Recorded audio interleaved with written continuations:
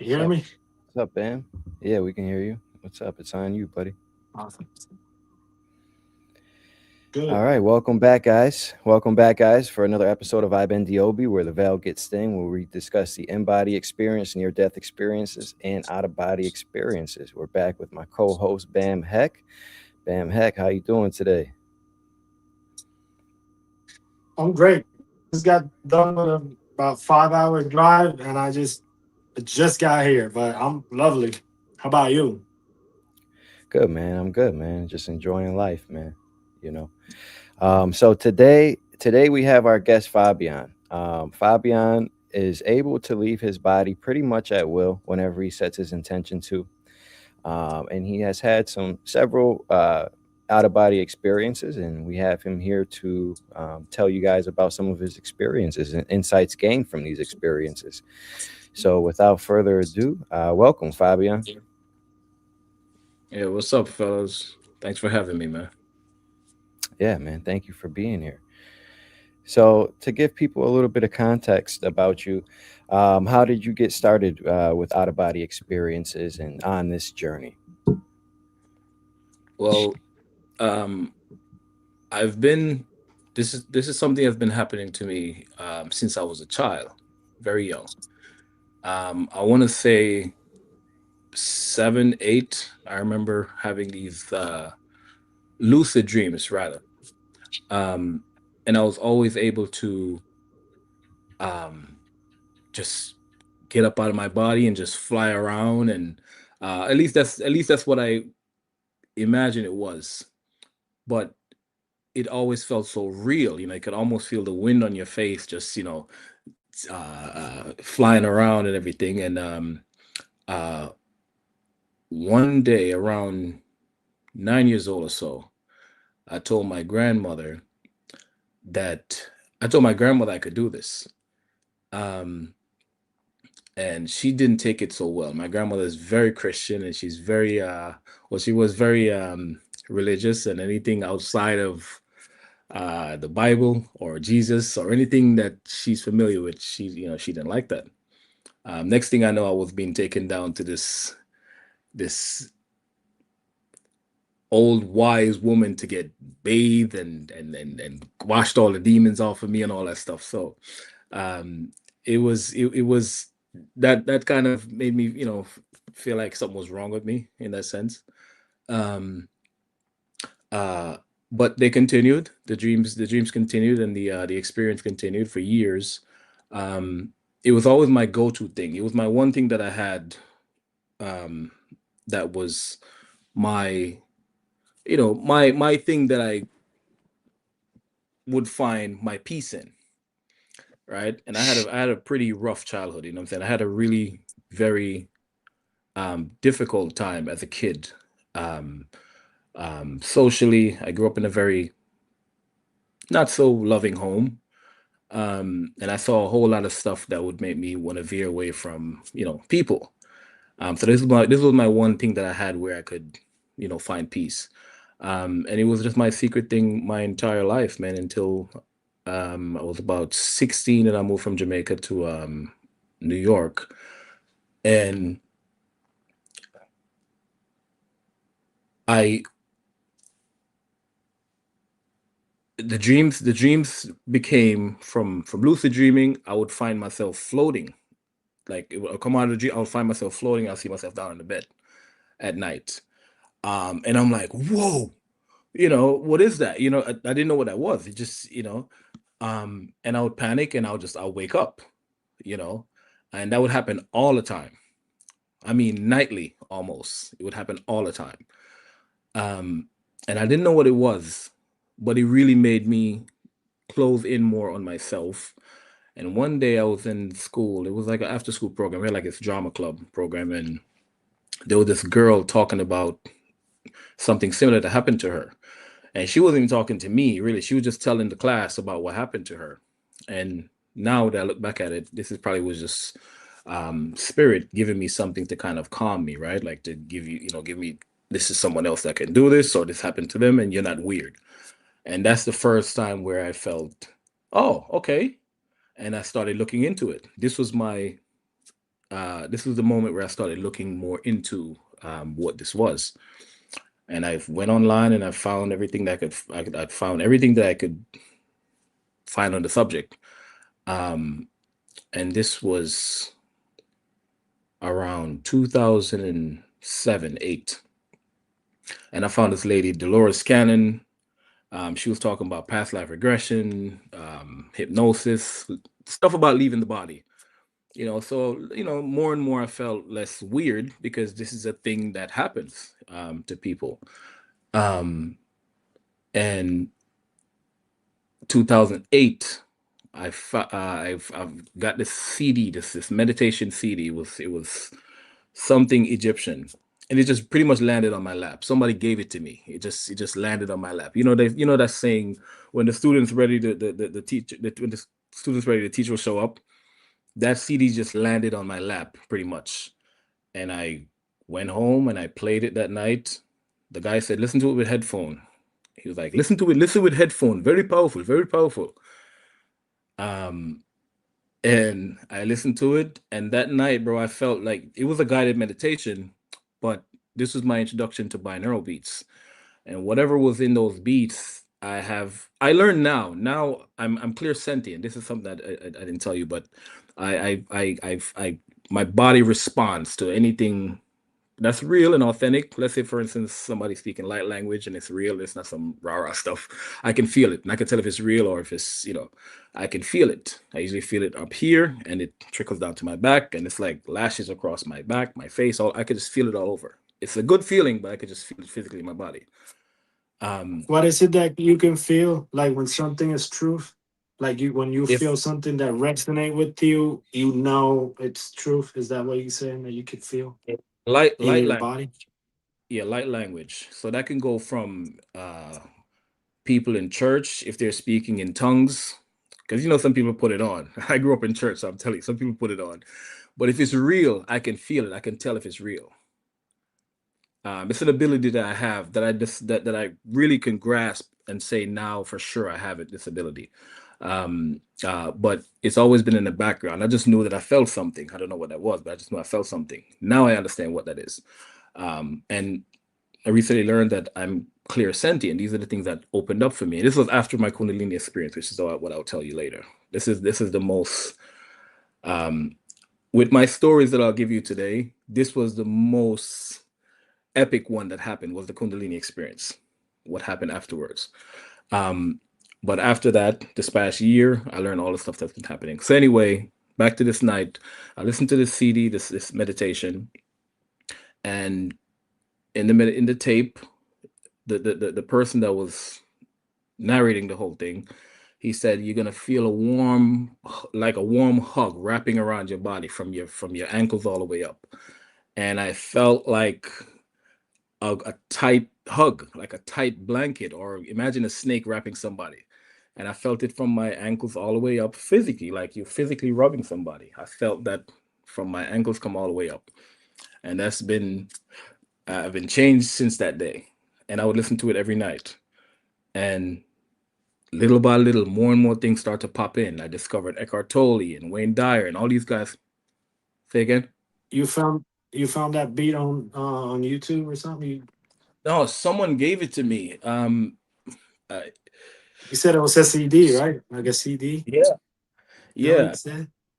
yeah. Yeah. So, I mean, That's when I mentioned earlier that I had a very rough life, I don't know why I chose this incarnation, bro. Why I chose these things that I chose for myself, but I see it now, and What do you even mean? guys. What do you mean by rough life? Give us a little bit about that. Because I know that your mission is and according to the little bit that I found out about you, and I'm sorry, I meant to call you back. It's just been super hectic. I I got apologize. it, mate. It sounded like you were driving earlier, so I figured you were Yeah, probably out. yeah, yeah. No, it's my dad's birthday, so a lot of birthdays in February, March, people. I'm not making this Okay. stuff up. I'll show you the birth certificate. No, just kidding. But anyways, so we deal with a lot of, I'm more of an IBE guy, in body experience. I love, to focus on a lot of what makes us human and what, this experience.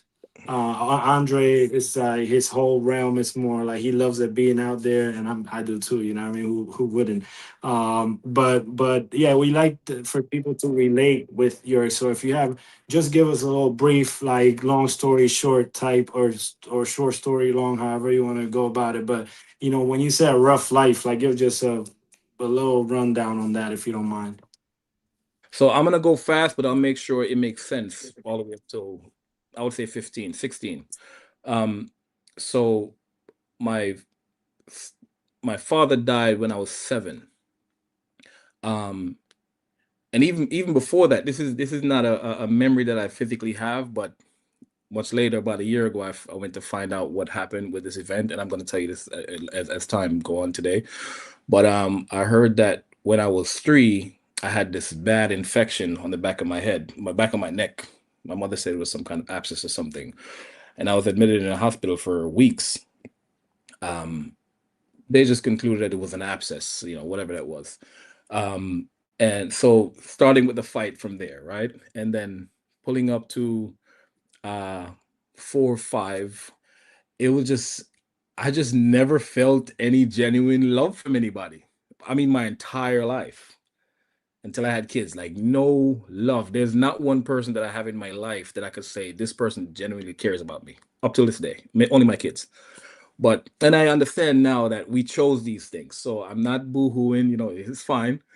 Up until now, at least, because it was very sad. But anyway, so um, uh, you know, making a mess of myself in school and having to be taken home with by my older brother, and he would kick the living crap out of me on the way home because he have to take me home because he's got crap himself every day. And this is your bigger brother, you know what I'm saying? So on the walking home, he's slapping you in the back of the head, he's kicking you, whatever, and this is 4 or 5.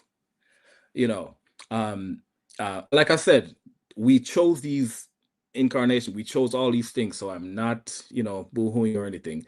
But so with stuff like that, and then up until 7, my father passed.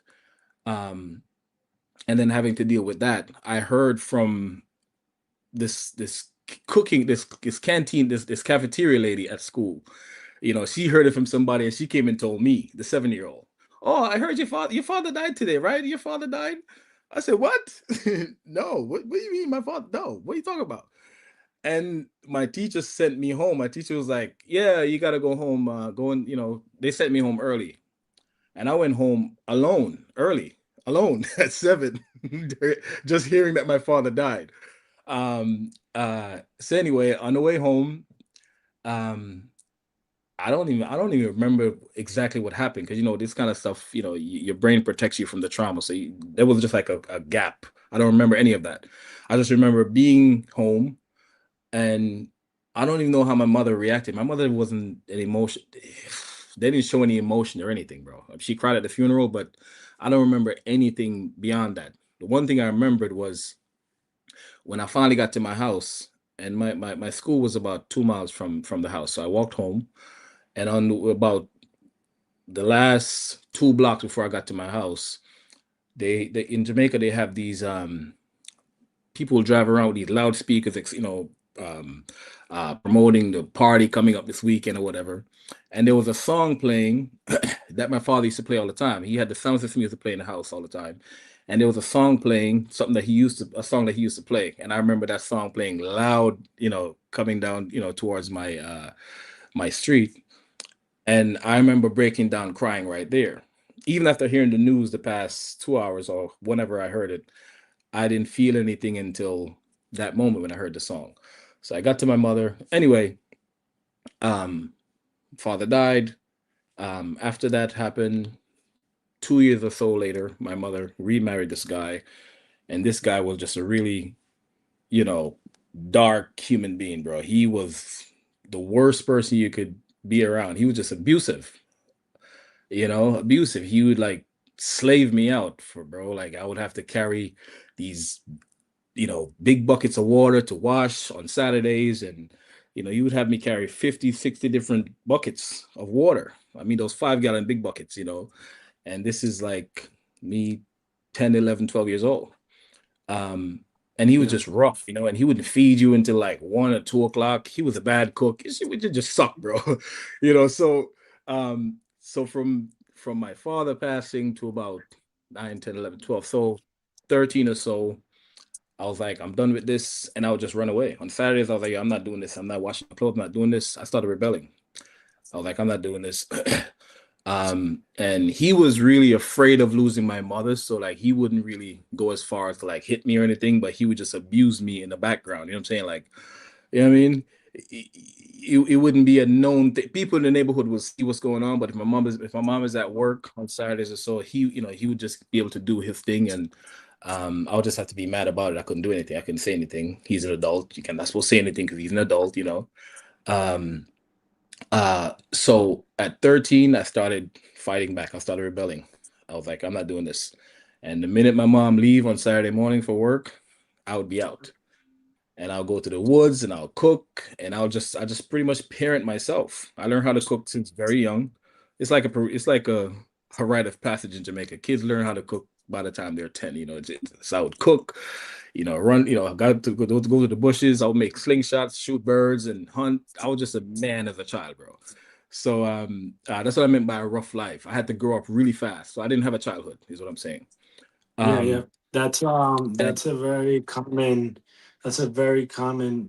you find that a lot when you observe. You see that a lot of adults now, face just um a lot of abandonment. Like, when if you look back, a lot of our parents didn't have the ability to give us the right emotional tools for us to manage life. So that's a rough life. I can definitely identify with that, and at least I didn't have it as bad as you, but I can still identify with that abandonment, not having having to grow up very fast. That's it's a common thing, and yeah, it makes it a rough life because you don't have the tool sets to actually do life on life terms. You name it, from discipline to emotional management to being okay with being angry and crying, and all these um, emotions that are good, you don't get to experience them. So that is a yeah, rough life. I can agree with that. yeah, man. And I was very resourceful. You know what I'm saying? So because I had to be, and um, with being so resourceful, I got parentified very early. My mother would give me all these chores because she had to work, and I would have to take care of the little ones and cook and all that stuff and everything. So the childhood thing was just out of there. But what I had was my little weird thing that I do, which is my flying around at night. Um, um, and I don't think they were direct OBEs as I'm learning now. It was lucid dreaming, right? Because I know what the difference is now. It was lucid dreaming, and I noticed that it would, and I think that I became good at it because I was always so overworked. So when you're in that very tired, drowsy state, that's just where I lived. I lived in that drowsy state pretty much, all the time. And I would take advantage of it. I would even if I had nothing to do on a in the nighttime before bed, I would just wait for that fatigue to come upon me, and then I would just go into my state, and I would just lie back. I always had a trick where I just lie back. I wouldn't lie on a pillow. I would lie with my head all the way back, and I would roll my eyes over to the back of my head. I see you. I see you smiling. I think you know what that, right? I roll my eyes Yeah. back over my head. So imagine being very tired, and I roll my eyes back over, and I would just fall down. I would just fall underneath the bed and go all the way down, and then I just shoot out that way, and I would just fly around. I didn't know that I didn't know what astral projection was really, or even lucid dreaming. I just knew that it felt like I was really flying. And I didn't know to look around to see if this is actually my neighborhood or anything. I just knew that it felt good. And this was a real thing that I was doing. I couldn't explain it, but I knew that I had my thing that I can go to. And that was my secret thing that I was in that spiritual closet, if you will. And that's my one thing Yeah, that and that's how a lot of people you get introduced to the out of body state is like an escape, or something traumatic will happen to you here, and that will be your gateway to the other side to go home to remember. And that sleepy feeling that you were discussing, like when you get really tired, like that's the sweet spot. and it feels so good to just like stay in that spot even when you're in the physical before you even leave your body. Like if you just can train yourself to sit there and enjoy it and kind of let your mind wander like that, it feels good, you know, that it feels good before you even leave your body. You just start to get in this relaxed state and you just let your mind drift off, and it's kind of like your mind's just doing its own thing, and it's almost like you're dreaming but in person, you know, in that state. And it's a really good feeling for sure. Oh, Yes. you're muted, Fabian. Yeah. Oh, am I? Oh, wait a minute. How about now? Yeah, you're good now. Yeah. Oh, okay. Yeah, but what you just said makes so much sense. You feel like you're dreaming, but in person. I don't know. I just got that. That makes sense. Um, but I didn't understand to. I didn't have the thought to look around to see if I was actually somewhere familiar or even on this plane. I just knew that this was a dream, and I had control over the dream, and I could fly around, and it's fun. Um, and the idea of other beings catching me out there wasn't even a thing until I got into the space where I'm looking at, that never really happened to me before because I didn't know. I just knew that it was a dream. It was a lucid dream. That's all I knew. And the OBE thing wasn't really popular back then, at least. Um, and I would discover one book after another, and I got into it and got good at it. Um, and my first out of body when I first got out, um, with more control or more intention, was 2017. I discovered this other tape, from one of Dolores Cannon's students. She also lead these uh, past life regression hypnosis sessions. And I was prepping to go to one of her, to go see her. So I was trying to prep myself, and I would listen to the tapes, and have the guided meditation. I was afraid because it wasn't a live person; it was a pre-recorded thing. So it's like, what if I get out there? What if this lady can't pull me back in time or whatever? So it was just so much fear. And what I learned was the biggest part of the fear for me was my religious background. That's the biggest part of fear. The biggest, hands down. It's just it's so embedded in my subconscious mind that this is evil and there's demons and in Jamaica they call it, the word for ghost in Jamaica is duppy. Duppy's sitting on your chest, or the duppy's holding you down. Uh, uh, the Yeah. minute Yeah. you Religion is tough, man, and especially I can imagine, you know, the religion being even so much stronger in a country like Jamaica. You know, I'm sure like they're very in more tune than and very focused with their religion. Yeah, so I can imagine that indoctrination affecting you for sure. And what we know about, you know, subconsciously, whatever is in your field, like you experience that outside of your body, you know, for sure. So all of those belief systems are things that we really have to break away from. And I'm surprised, I'm impressed that you were actually able to do so and still navigate in these fields even with that religious background, for sure. Yeah, man. Because it was just that forbidden fruit. It was that forbidden thing. Like, they told you not to practice this thing. And I was always, this is something I forgot to say. My bad for this, because this was key. I was always, I was that kid who I never took a simple thing from any adult to be gospel. I always questioned it. And that's a part of the rough childhood I told you about, like spanking you on the mouth. Don't question the Lord. Don't question this. I was the oh my God Fabian guy. My name wasn't just Fabian. It was like, oh my God, here we go. Like I'm always gonna have a question. And I would just never swallow any old thing from anybody because you're older than me. No, it doesn't make sense though.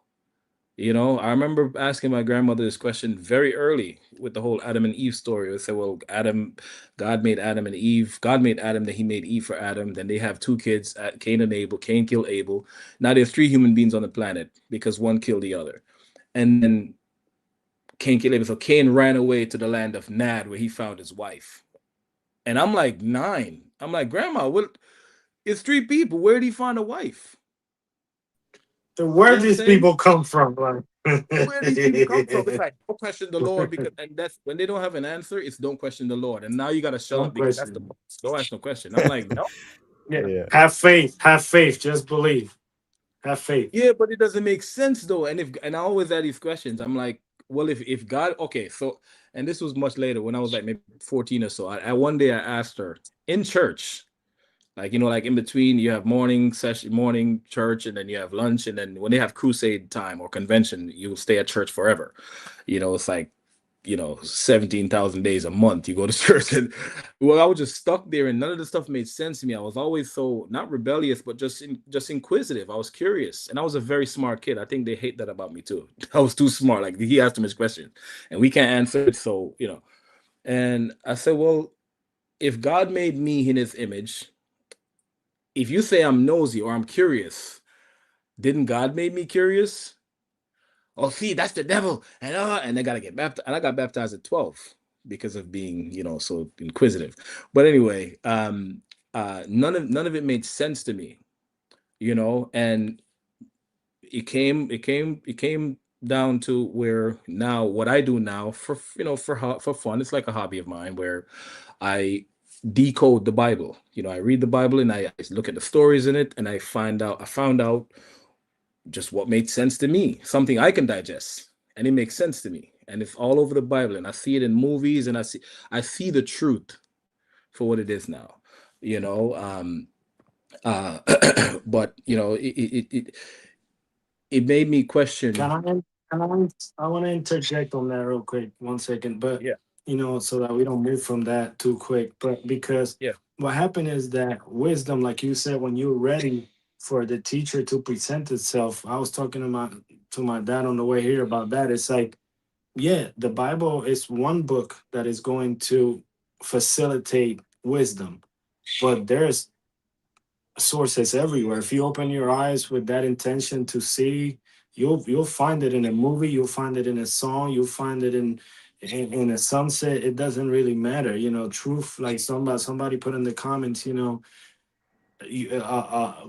can you look at that comment? Somebody just, yeah, the truth. Um, where is it? Put it up again. How's Prof doing? The truth The can truth, the withstand a truth, question, a lie can't. wow, So truth is, yeah, yeah. So you know, yeah, and so the Bible has all the clues were given to us for, and it came through different, you know it was presented different through different cultures and different. So I don't badge it all the way. The best way to to give you a lie is to surround it around a vast amount of truth. So it's like I give all of this, but then I'm gonna leave this out. You know what I mean? And that's why the book, I have a little bit of um a couple of questions too, because I was like you, super curious and inquisitive. I relate with you 100% also, because I grew up Christian, and everything was fearsome, everything was hellfire, inadequacies, not good enough, you're not living up yeah, to what the Lord want you to do or be. So I love this conversation. I think that because I'm always a proponent that if you believe something, you don't have to stop believing whatever it is you believe to experience more. Actually, it's the opposite. Like, if you really, there's a reason as to why there's things there. It's to get you to those places where you can vibe at a certain frequency where you can have more access. yeah, So, I think that seeing, the book as a part of the journey and wisdom, and find it where it could be found. yeah. Absolutely. Yeah, and more importantly, just being open. Like don't be, because the way I grew up, Christians in Jamaica are just so gun hole about what they believe, and it's like instead of having an opinion, they let the opinion have them. Where you know, Yes. it's this is the way, and that's it, and you're gonna burn in fire if you don't believe this. What we believe. Pardon Yeah. me, guys. Let me just plug this thing in here. My bad. Um, So about religion in the Bible, one time out of my body, I did receive some insights about this, and it came back to me as like a knowing, as like we did try to put clues to help us get back to remembrance. This is Yeah. like the "as above, so below" phrase from the Bible. Like there's certain phrases and things in there that were meant to trigger us to get back to remembrance, to get back to the truth, right? Um, I remembered that very vividly after an out of body experience. That it was like, okay, there is truth in there for us. It's just it's definitely taught incorrectly for one, and there are a lot of lies sprinkled in there as well because the Bible in its current form is definitely a control mechanism. You see, but in its original format, it was not that. It was like a foundation of the creation story, how this was created, and then how this creation was created, and things of that nature. And there are certain things in there along the way to help trigger our remembrance. There's a couple more phrases that like I just remembered out of my body, and I'm like, oh yeah, we put that in there for this and for that. So there are things sprinkled in there. However, it's definitely taught and interpreted wrong in its current format for sure. yeah, They even taking words out like completely verses. Like I checked my mom is like, no, that's I'm like, okay, go to Matthew 17:21, see if it's there. And she looked in three of her Bibles, it wasn't. And you know what? It's Jesus saying about prayer and fasting. Is that crazy? You know, you had Jesus, one of them guys that came to bring people, you know, out of their ignorance, and they took that out because it was too powerful. You know, we need to fast once in a while and to connect to a greater part of us, which is what I call prayer. You know, it's not just sit there and it's a lot of praying. It's listening. You got to meditate. You got to be quiet in order to listen to yeah, your greater version of you speaking to this smaller version of you. So it's a lot of yeah, things that get misconstrued for control. Right now, this war's happening. Like I just heard that from the Pentagon, they sent a freaking email, like a memo from top to bottom, talking about, hey, don't be afraid for the things that are about to come. This is God's work. We're bringing Armageddon. Like, how you sending? You know what I mean? So a lot of what's in there is also used for control and destruction. So we gotta be use our own discernment. Like you said, when you feel the truth is gonna resonate with you. yeah, yeah. And as far as the Bible goes, I truly believe that the Bible is a manual about us, about you and me. And not one part in the Bible that Jesus ever said to worship him or make him a god. He always pretty much told us that we are the same, and you can do he literally said you can do this and better and more. Yeah. And he was talking to people. But I think the story of Jesus is the story of God coming down into human form. That's what I got from the Bible, and I'm gonna die on this hill because I have proof, and I've scoured this thing inside out, and I put it out there, and I can explain it to anyone who asks me. But I don't believe that this is why I step away from religion. And I don't condemn anybody who still believes it, right? Because to each his own. But why did we incarnate if we're not going to at least attempt to help one another or help people who are lost, in this place of forgetfulness, right? Like, I think a lot of people are lost or got so far down into forgetfulness that, Yeah, and somebody has to come and pull them. another important part or aspect of this is it's really important to understand that, when I say, religion is a trap and things of that nature, you also have to understand that everything that I speak about is essentially the same message that Jesus had. You know, we are powerful beyond measure. You can do basically anything that you put your mind to. The kingdoms of heaven are within you. All the answers are within you. All of those same values that he spoke about and taught are all the same things that I believe. So when I say religion is a trap, it is, but it's just the way that it's taught, you see. But if you are able to see past that and just see the message, it's the same message that I have is the same message that Jesus had, essentially.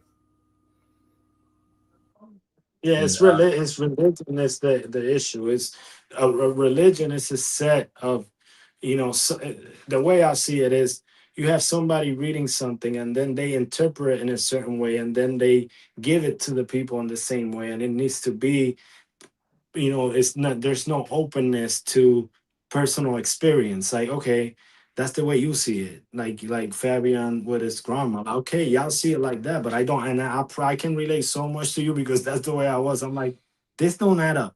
Okay, the God the devil thing, like there's so much that don't add up that has to be looked at from a place of humility, open to, no, I don't know enough. When you say that, something opens up. It's like, it's like it's, pure creation. and what gave me that confidence so young, unless my soul came in knowing that this is what I'm going to go down there and do. This foolishness had to stop, or not to call it foolishness, but it doesn't make sense. You should question it. Why do we have Yeah, curiosity? yeah. You know, it's going to Well, roll. that's God. That's the God. The God in you is curious. I was talking about that too. Like Ah, there's no perfection. yeah, You are like, God is curious. What if? What yes. if? That's why we're in this experiment, because this was a what if Ah, experiment. It hasn't been out of. yeah. It's not out of control. People say it's out of control. No, no. It's doing what it does. Without this, we don't get that. We don't get to experience that which we are not. If we are, that happens at home, not here. Here we're to, so you need those pushes, them pulls. You need that. You that without that, the experiment wouldn't be so, and it's not out of control. It's just that we forget that we are that and Jesus said it too on his in the last supper. His prayer was like, God, may they be one with you as you and I are one. He wasn't excluding himself, putting himself out there. No, he just said, may they be one with you like I am one with you. Like, let him realize that. And it sounds crazy if you say it in front of a congregation, because then, oh my God, you start stoning you because you're God too. Like, yes, Yeah. sorry. I mean, sorry to break it to you, but you're a God too, buddy. I've had family members got mad at me and still don't talk to me till this day because of from me quoting a Bible verse to them. You know, I and my Father are one. Jesus said that. Yeah, And is it not written in your law that I say that ye are gods? The Bible yeah. said that. You're God's. Says it. Now, the number one thing for me is, when you see somebody like Jesus, right? He's in a human form. Why would you see that and think you can't do what he does too? He was a human just like us. So Yeah. anything that he could do, like why would you ever praise somebody or put that person on a pedestal? Yeah, you can learn from him and gain his wisdom, but like, why would you put that person on a pedestal? Because he's a human just like you. And I always say this: the day that I see a carpenter walking on water, I'd be like, yo, I'm about to figure out how I can walk through the wall. Like the day I see a carpenter walking on water, I'll be like, yo, oh, it's game on. I'm about to fly, or something of that nature. I wouldn't I wouldn't start praising that man, for sure. But But that And wasn't that even. makes Go ahead, yeah, Fabi. go ahead, Hector. I'm saying that wasn't even. That was never even the. Dame, tráeme agüita, ¿no? Agüita. That was never his goal. That wasn't it. He fought the religious people. He's still like he's doing what the alchemists and I are doing. It's like, no, it isn't about.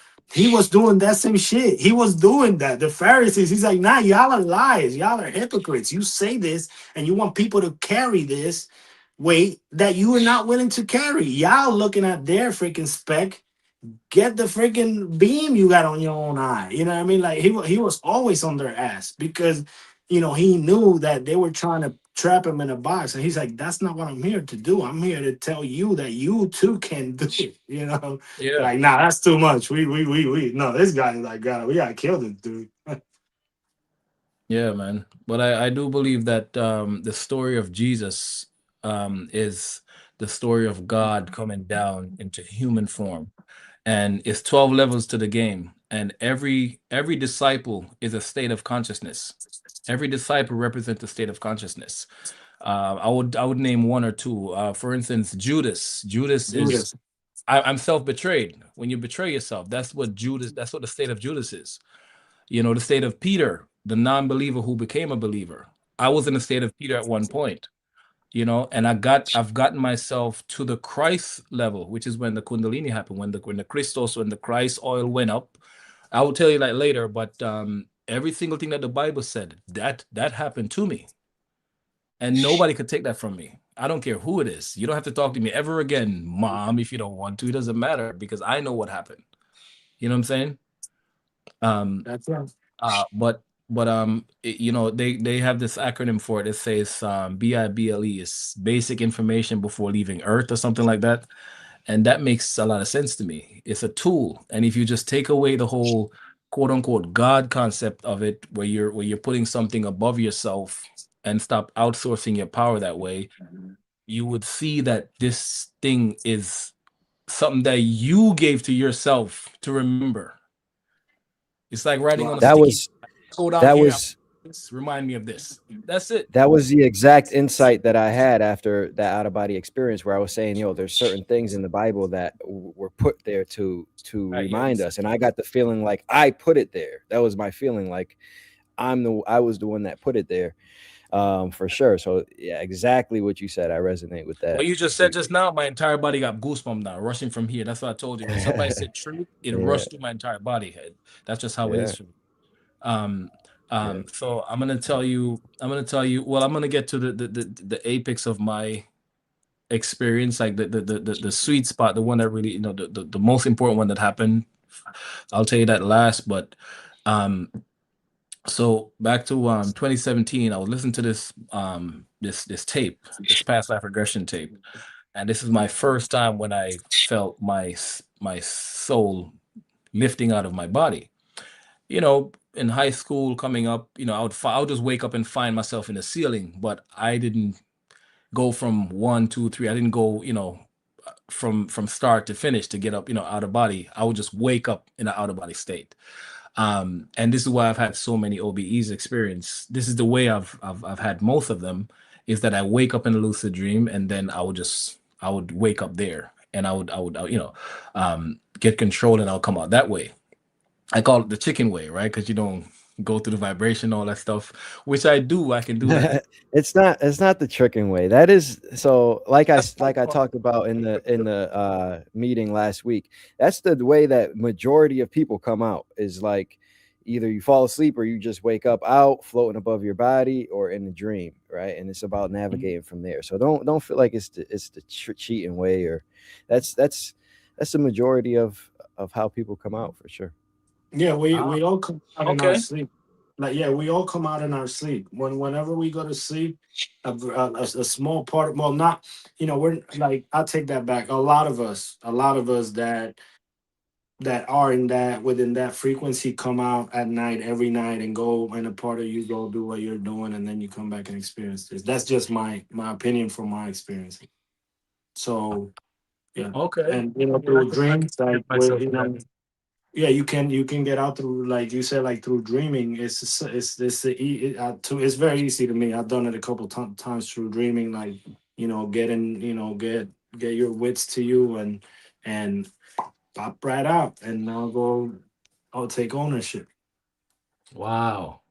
Yeah. Well, I guess I've been, you know, I've always been a perfectionist. I guess I just wanted to do the Darius way because if they do it and Bam could do it and Alchemist could do it, I want to do it that way. You know what I'm saying? And I do it too, but I just struggle with once I get out and I feel the floor. I don't want to go too fast. I want to go, okay, I want to go back to 2017, right? So this is my first time coming out at will as opposed to just waking up in out of body.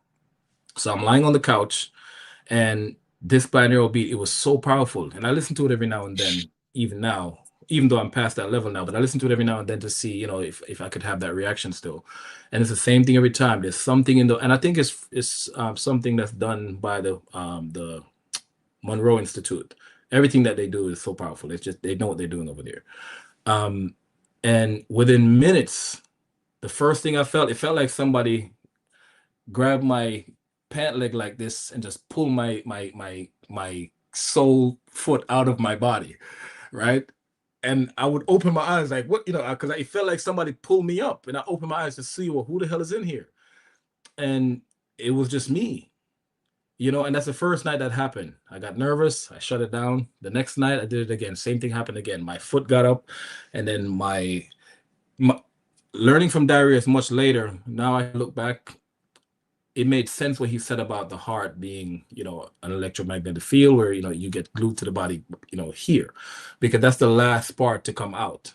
My extremities usually come out first, and I'll be in the bed like this, but my soul body is trying to come out, but I'm still, attached in this area here, and that happened Yeah, for the yeah, yeah. so Yeah, I know right. that's that stage when you're in that stage when your extremities do come out first for sure. Now, Yeah. sometimes um the last thing sometimes for me to come out is sometimes my head for some reason. I'll be all the way out, but then I can't pull my head off. But for sure, the heart is a electromagnetic pump, for sure, and that definitely what keeps us in and glued in here. But yeah, Yeah, that feeling when your extremities start to come out and you're starting to get out, I know exactly bro, it the feels like stage somebody's that doing you're this to me. referring to. It feels like somebody's doing Yeah. this. Yes. Yeah. Yeah, it's So, unmistakable. bro, so I played with that for a while because anything outside of a lucid dream is success for me. At least that's what I was thinking back then. I felt, and this was ego, of course, but I felt different from everybody. I was like, yo, do you know what I could do, Nick? Yo, you don't even know what I'd be doing at night, man. Like, I'd be out of here. Like, y'all don't even know you know what I'm saying? And I would also, I would almost feel a bit sorry for people who don't know what we can do. Especially when I see like homeless people and just them feeling sorry for themselves and begging. It looks like going to church and praying on your knees, please God help me. It's like you don't have to beg, bro. Like you have the power. And I've learned that later with some of the stuff that I created for myself, right? But um um and that power got released to me much later after finding out how powerful I am, right? Um so yeah, okay. So that happened for about a year or so with these meditation tape that I was doing with the binaural beats. Um and then 2022, the end of 2021, starting 2022, I decided, okay, I'm gonna do it again. I'm gonna get out, um, and I'm not gonna be afraid this time. I remember saying that to myself. And can you hear me, guys? Yeah, I Okay. can hear you. I Yeah, Okay. we You can hear cut you. out a little bit, but yeah, I can hear you. No, we can hear you. Yeah. Keep going. We just listening, bro. Okay. So, so I decided to get up. I'm getting out of my body, and I got up head first this time. This is the first time this was happening. Me getting out head first. Because, like I said, usually my extremities first. I guess I was just getting better at it, or maybe I was just in a more relaxed state that night. But I got up like this, and I'm looking around the room, and I'm scanning the room. The room looked like the room, but it looked older. For some reason, when I get out, it always looked older, or it was the same setup, but it was just it looked different from the room. But I was aware that I was in this room still, but it just didn't look like it does here in 3D. And I looked to my left, and I saw this white face person, and it looked me in the eye like this, and then it moved behind the curtain. And I was like, nope. And I went back in my body. I was like, I said nope, loud as hell. I was like, nope. And I got back in my body and I shook myself and I got up. I was like, no, bump that. I'm not doing this. And I shut it down again, because I didn't know what that was. And I'm like, I know what Yeah. I just saw. The, the fear is And why are you real, hiding? guys.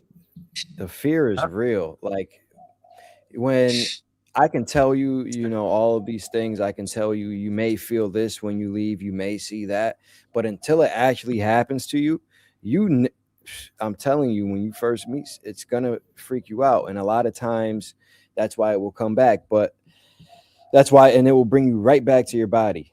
For sure, you'll be right back in your body. But the number one thing to realize is that nothing can hurt, harm, or touch you unless you believe it to be so, and you are your ultimate authority. Like those those two things right there can triumph anything. And when you stand in that, you know, in the moment of fear, the moment that it arises, as soon as Yeah. you see somebody and you feel that fear in you, is if you just state that Yeah. that I am my ultimate authority, it will break down. At that moment, nothing can touch you. You know, at that moment, literally nothing can touch you. It would just literally break down. But it for sure, at first, it's one of those things that you have to experience a couple times for sure before you can like gather the courage for sure. Oh, the fear is so overpowering, man. Like I could go in like, yo, I watched Alchemist today. I'm gonna be ready. And you know, you told me earlier that it was Bam's testimony with Darius where he said, if I go out tonight, I'm just whatever I see, I'm just gonna kick it in the face, kick it in the face. And I remember that thought. I'm like, I'm gonna do it this time. Yeah, I'm not Yeah. gonna be afraid, bro. And I get pumped up and I go under, and I'm like, damn it. You know what I'm saying?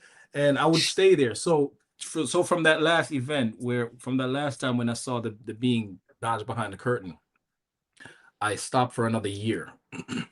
And 2023 summer, I decided to lightly go back in again because at this point I was almost master at it. I was master, but as far as getting out and walking around, I didn't conquer that part yet.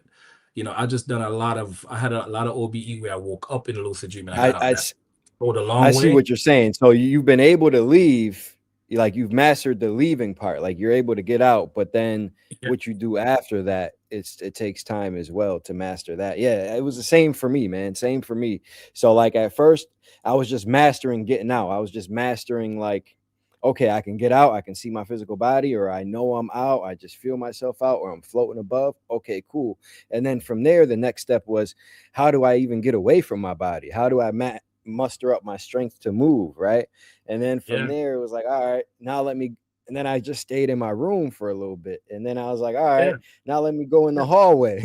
Then I go in the yeah. hallway a little bit. Then I'm like, all right, now let me try to leave my house. Then I leave. It was like a slow progress for sure. For sure. Very slow progress for me, bro. Like same thing. I did the same thing. Bro, I stayed in my bed for so long, maybe a year. I had a whole year of just hovering Yeah. above my body like this and just staying in the room. Like, if anything, I'm out of here. I'm not. You know what I'm saying? So, Yeah. so what the beauty of what happened with this now, bro, I have so many stories like of out of OBEs, right? But I want to give you the ones that's really stand out for me.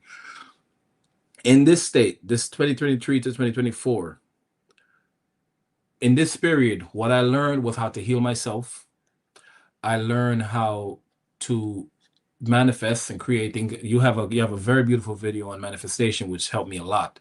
Um, but I would get out. Oh, the how to shift your reality instantly. Yep, I love that video, Yeah. man. Yeah. It's Yeah. so much insight in there, right? And Yeah. it confirmed a lot of things that I've done before even seeing it. And I thought, like, yo, that makes sense. That's true. That's real.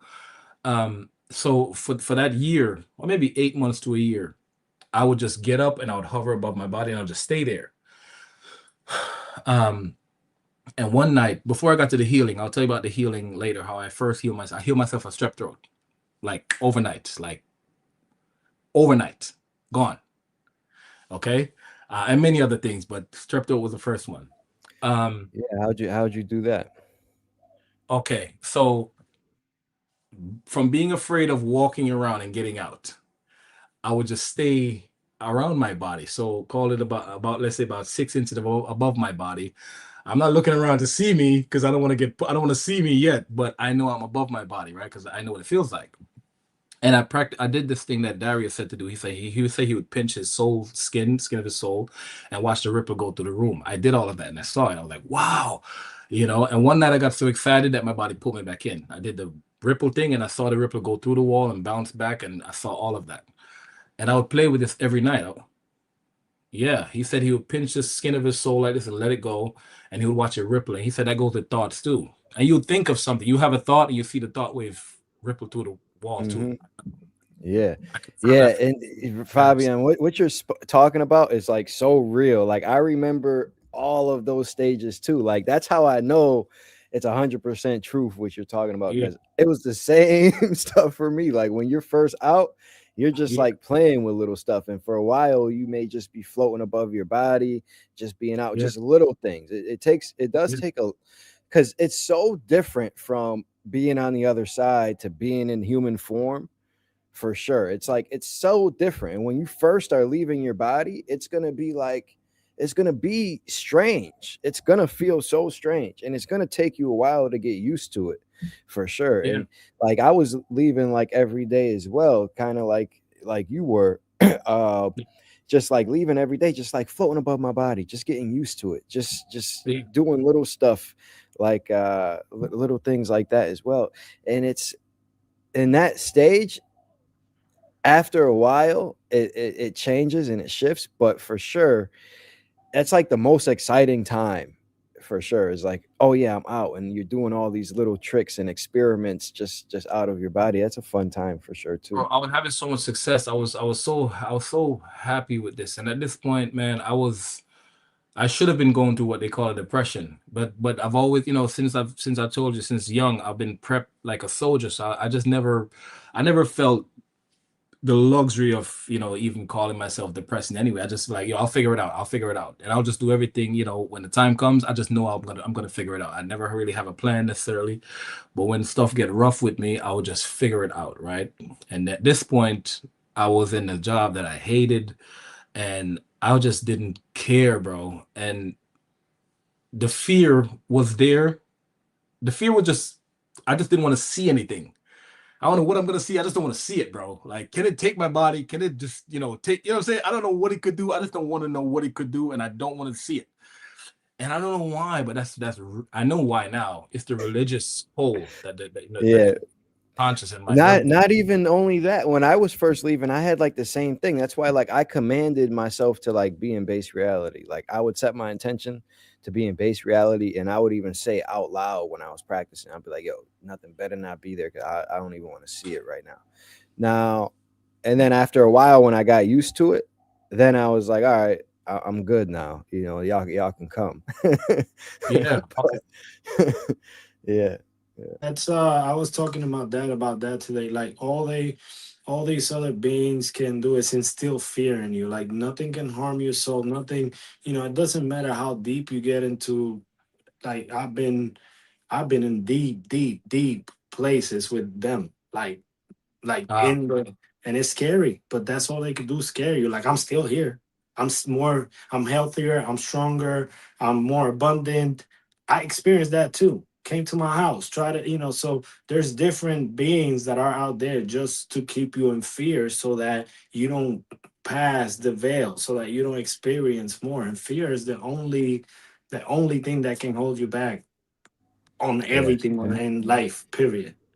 Yeah, for sure. Fear is the number one way to entrap a soul. And this is why I say the out of body state is the end of the line. It's like, okay, you can believe all of this stuff, but do you really, in the heart of the moment, do you really believe that we're more than our physical body? Because I can promise you, when you're about to leave, that sensation, it gets real. And you're like, all right, do I really believe that I can leave and come back?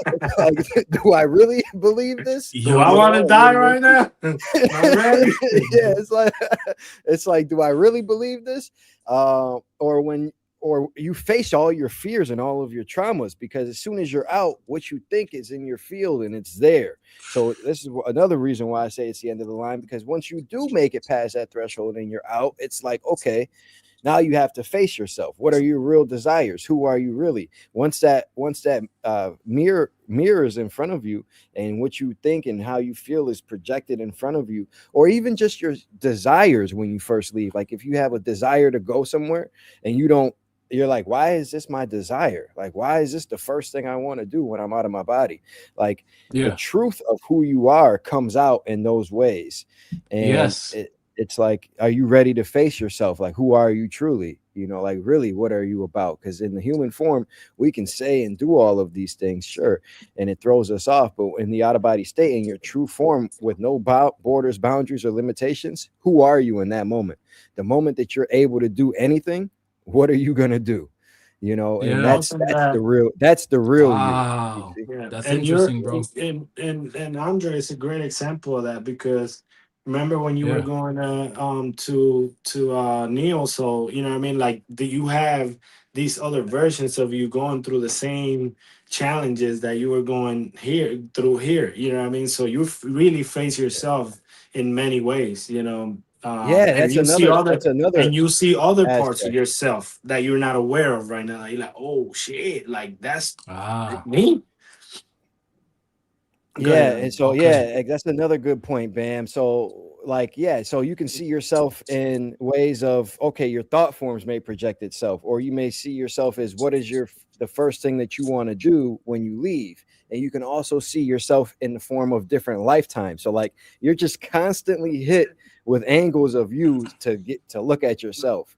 And all of them are just like wow, and it helps you Yeah. redirect and recalibrate your life here when you see, especially when you see Ah, another lifetime of yours, you see, for sure. wow. Thank you for that then. Which So I didn't know that. I didn't know that because all of those happened to me, the past life, everything, all of that happened. I see my thought form, my fears, and I think I'm very close then from what you just said. And I think last week after being on your live last week, the boost of confidence that that gave me, and that other tape that you sent me afterwards, I've been getting better. And as far as my shadow self, I am not under its control as much anymore at this point where I am now. I see now that I've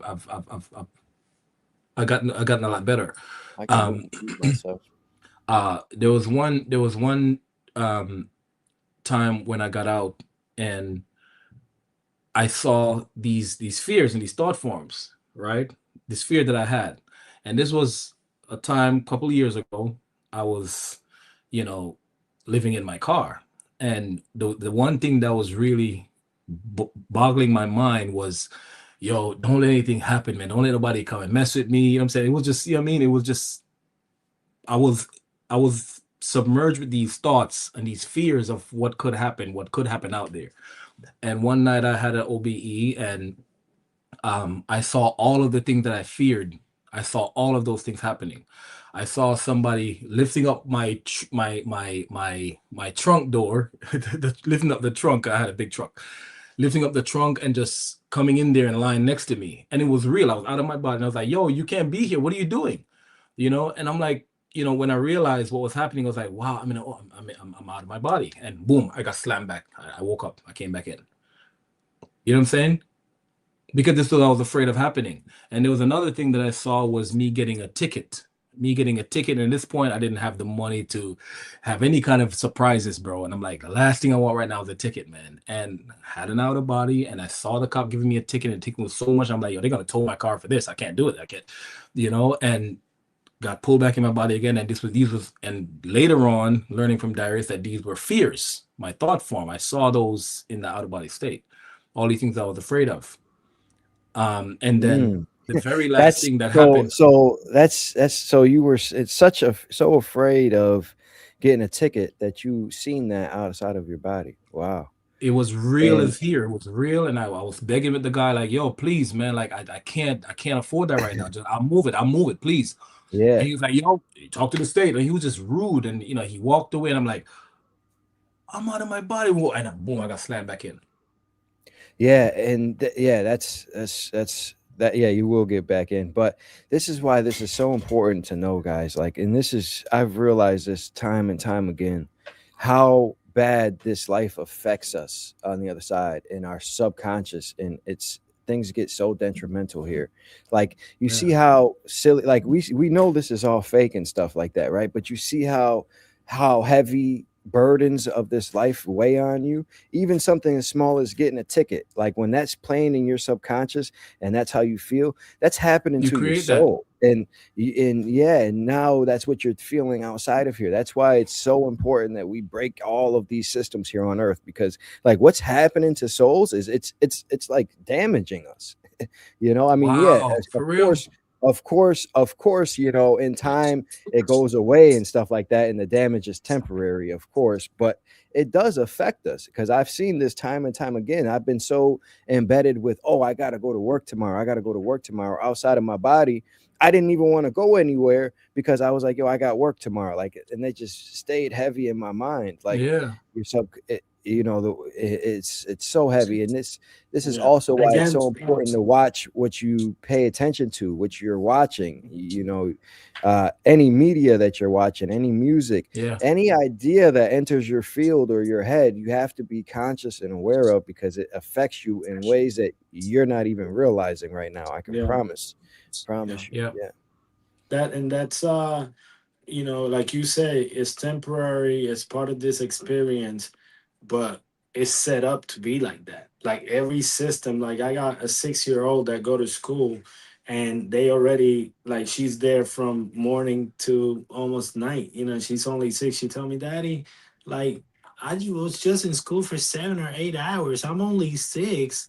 How's that Oh what I my mean? Yeah, God. just like that, bro. It breaks your heart. That's a 6'6", and she's so smart. Like, it breaks your fucking heart because it's set up like that. The food that is available to you, in at least us in America, not people that live in Bali and shit. But I just just kidding. But not but here, like, Oh, not for real, like that. The whole system, is set up for us to go through all these different. It's fun. It really is fun. We have to. Something that I gotta go in a little bit. It's my dad's birthday. We're gonna sing and they waiting on me. But something I want to leave you with before I head out is that, there's, though we talk a lot about the spiritual realm, experiencing the astral, the other planes outside of here. There's another, which is where the fear lives. It's in our emotions, right? So, mm, and I always speak about that in my channel, because a lot of times we're trying to skip steps. We really have to come to terms with, hey, there was things that affected my psyche and my nervous system, as I was growing up, that I really have to bring to light, and address, because we still, that's the bridge between the physical and the spiritual, is the emotional. So, if there's trauma mm, that you have inside, let's say your childhood, and you see that there are things that, because most fears begin in childhood, like the fears that we experience today as adults, they really are based like very early in life, such as abandonment, fear of hurt and pain. All those things are because some people didn't tell us when we were young that, hey, like my little, like that same kid that is 6 now, first time she fell, I walked there. I didn't run there. I walked there and I picked her up and I gave her a kiss. I hugged her. I said, welcome to Earth. It hurts here. It's painful here, but you'll be all right. You know what I mean? And that's what she's tough. She was playing soccer today. She got her butt whooped, but she would get up and, but I'm saying, if you as people, look at those experiences that may, like, and it's a process, it's a process, and I'm going through it right now, because I want to experience more freedom in every way. So my emotions, show me that there was still pockets in my life where I needed to heal that inner child that didn't have support, that was never acknowledged, because mm, there was already a path set for you, and they didn't acknowledge your individuality, so you felt like, not enough, or, like you said, you just started perceiving love because you never had it, like this is new to you, that hey, I'm lovable. So all those things, are things that are always going to be an impediment. And I'm saying, you could go and travel, and you can go above the brain, but from my own experience, the lighter you become, check out Genie Dot too. Explains a lot about the the levels. And as you're here on Earth, right? You're here, but then this part of you is overlapping, which is your emotions and your ego. It's overlapping with that other part right here, which is the spirit. So if you mm. spend all your life down here, like not being able to move from the physical pain into a more cohesive way of thinking through your pain, it's very hard for you to move to the spiritual. Why? Because of fear of the unknown. they told us it's black and white. They didn't tell us that no, there's a lot more. You know what I mean? So Mhm. definitely, for me, the fear is an emotion. It passes. It's powerful, but it's meant to show you that what you're thinking is not what it is. Fear is usually, that's what it's an indicator. It tells you, hey, change your thinking. That's what fear does. Anger tells you, hey, act. Joy tells you, hey, invite other in. It makes you vulnerable. So every emotion has a message that it's telling you, and we can't ignore that because we are in an emotion. That's part of our makeup. But Mhm. I'll catch up with you later on, Fabian. Andre, I'm sorry. I keep getting these birthdays. Next week I'm all yours. 2 3 hours. We going deep. We diving All deep. right. I'm All doing right. Q and A's, I'll hold you everything. to it. All right. I'll hold you to it, man. No, enjoy your Thank you father's for your birthday, time, man. man. Nah, thank you, Yeah, thank you. I'll catch up with you. I'll call you later, and we gotta link up and do some things. I love you, yeah, brother. everybody. Um, don't give up doing what's right, for in due time you shall also reap if you faint not. Love No, y'all. yes, sir. All right, Ben. See you, Ben. Appreciate you, brother. All right. So Fabian, so we talked about some experiences. Now you mentioned that you were also able to see some past lives of yours as well, right? Yeah, Yeah. Do you want to get into some of those experiences? yeah. I got, well, the most recent one I'll share because it's important for me because I share a lifetime with somebody in my family. My son. My son was my brother in a past life. Oh And wow, you were able to yeah, uncover that. Wow. Yeah, yeah. that's We deep. we both we both got, um I don't know what I can say on here, but we both that both of our lives ended the same day, same way. Um um and you could stop me, you could tell me what I can share, what what's sensitive to the algorithm. Um Yeah, but you can share. You can share. So yeah, you can share. You can share that for sure.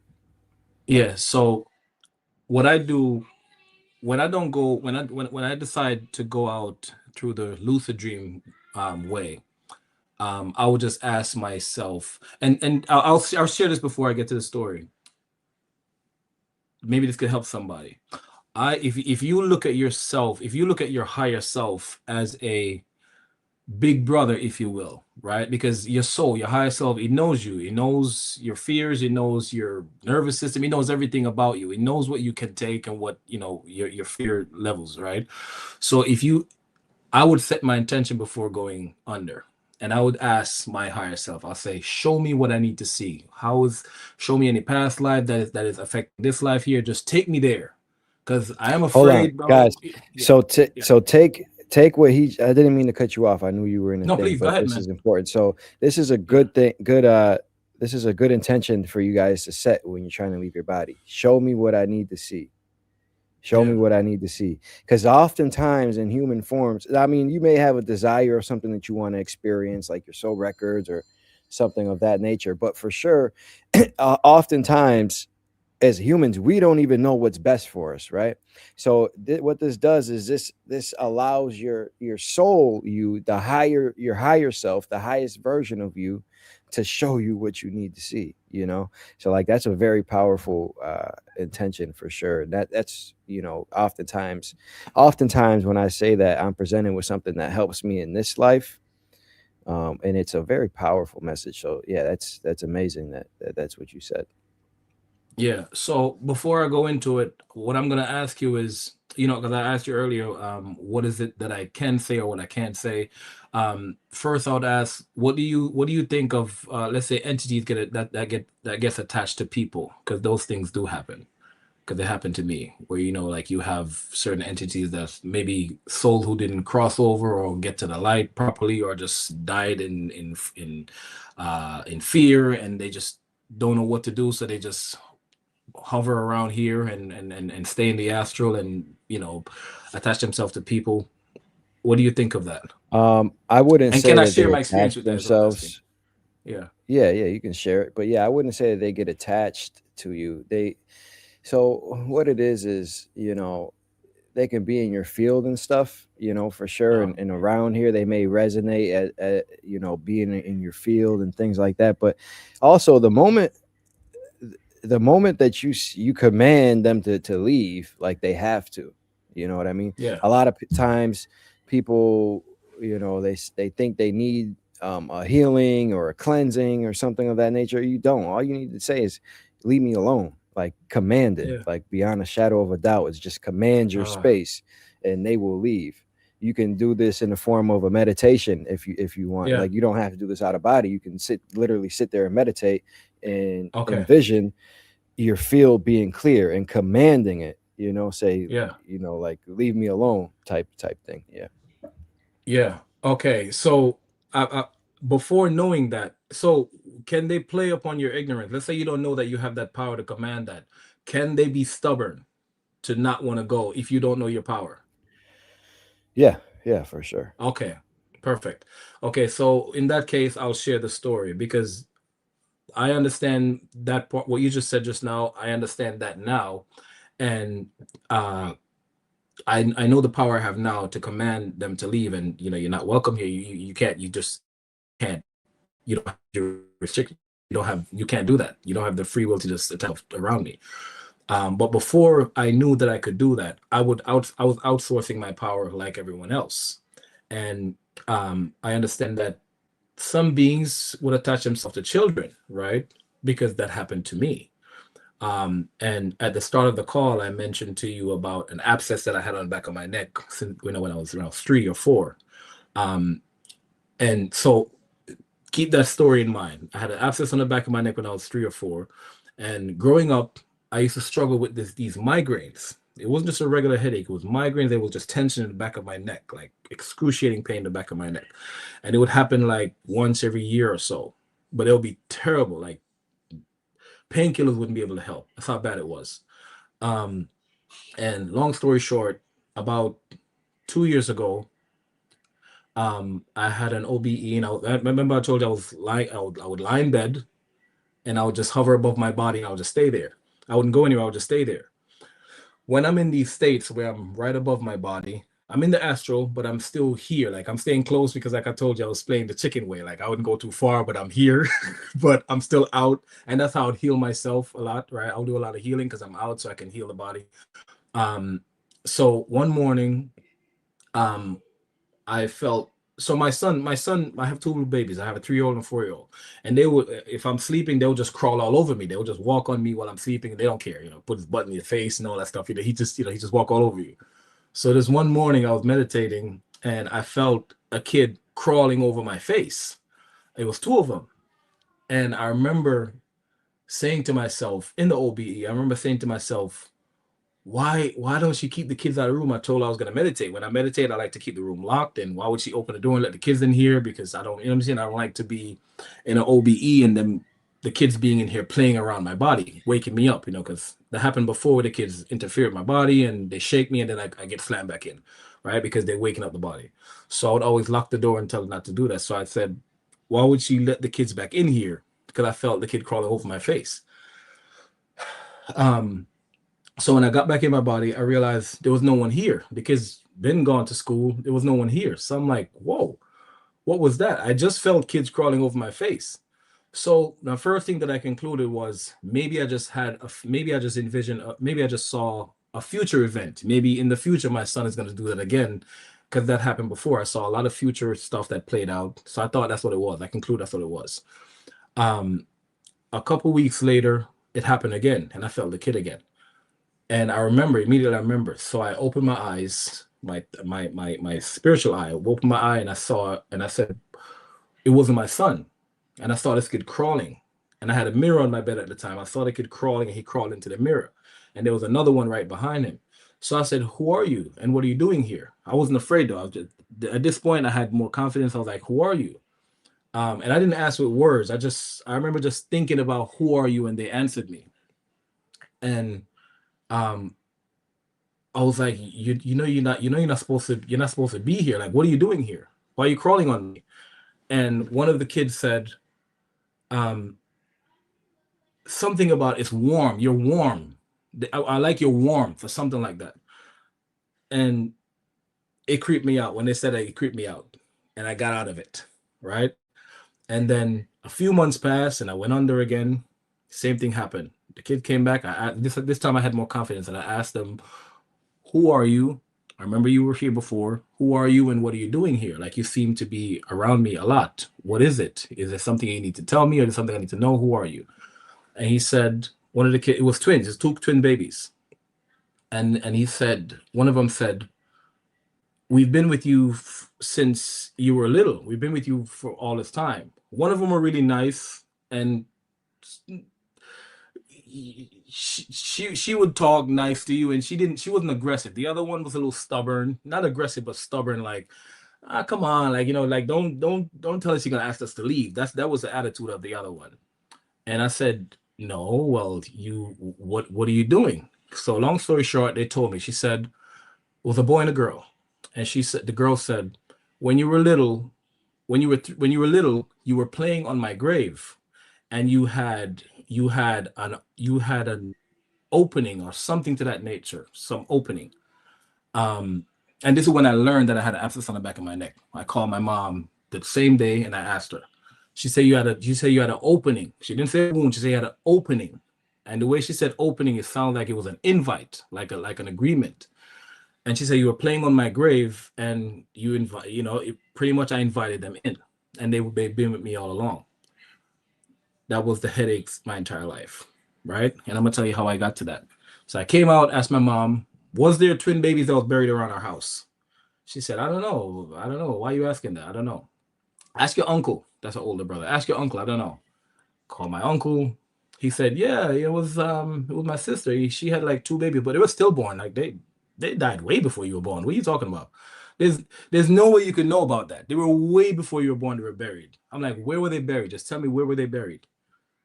It said they were buried in front of the new house, the big house. That's before the big house was there. They had a older house, about 100 meter behind the new big house, and he said they buried them up at the top of the old house, which is where the new house is now.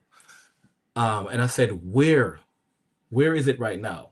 He said it's in front of the house. He said, those two steps that's in front of grandma's room. And I said, yeah. He said, those are the graves. You can't build on top of the grave, so we had to build around it. That's why the front of the house is shaped like an L, because we had to build around the graves. And that's the spot that we had. That's property type, whatever it was. So they had to build the house around the grave. And so long story short, my mother said I used to always play on those steps in front of the house. They were graves. They looked like ruins, but they were graves. It just looked like steps, and I used to always jump on it, jump on one to the other, jump from one to the other.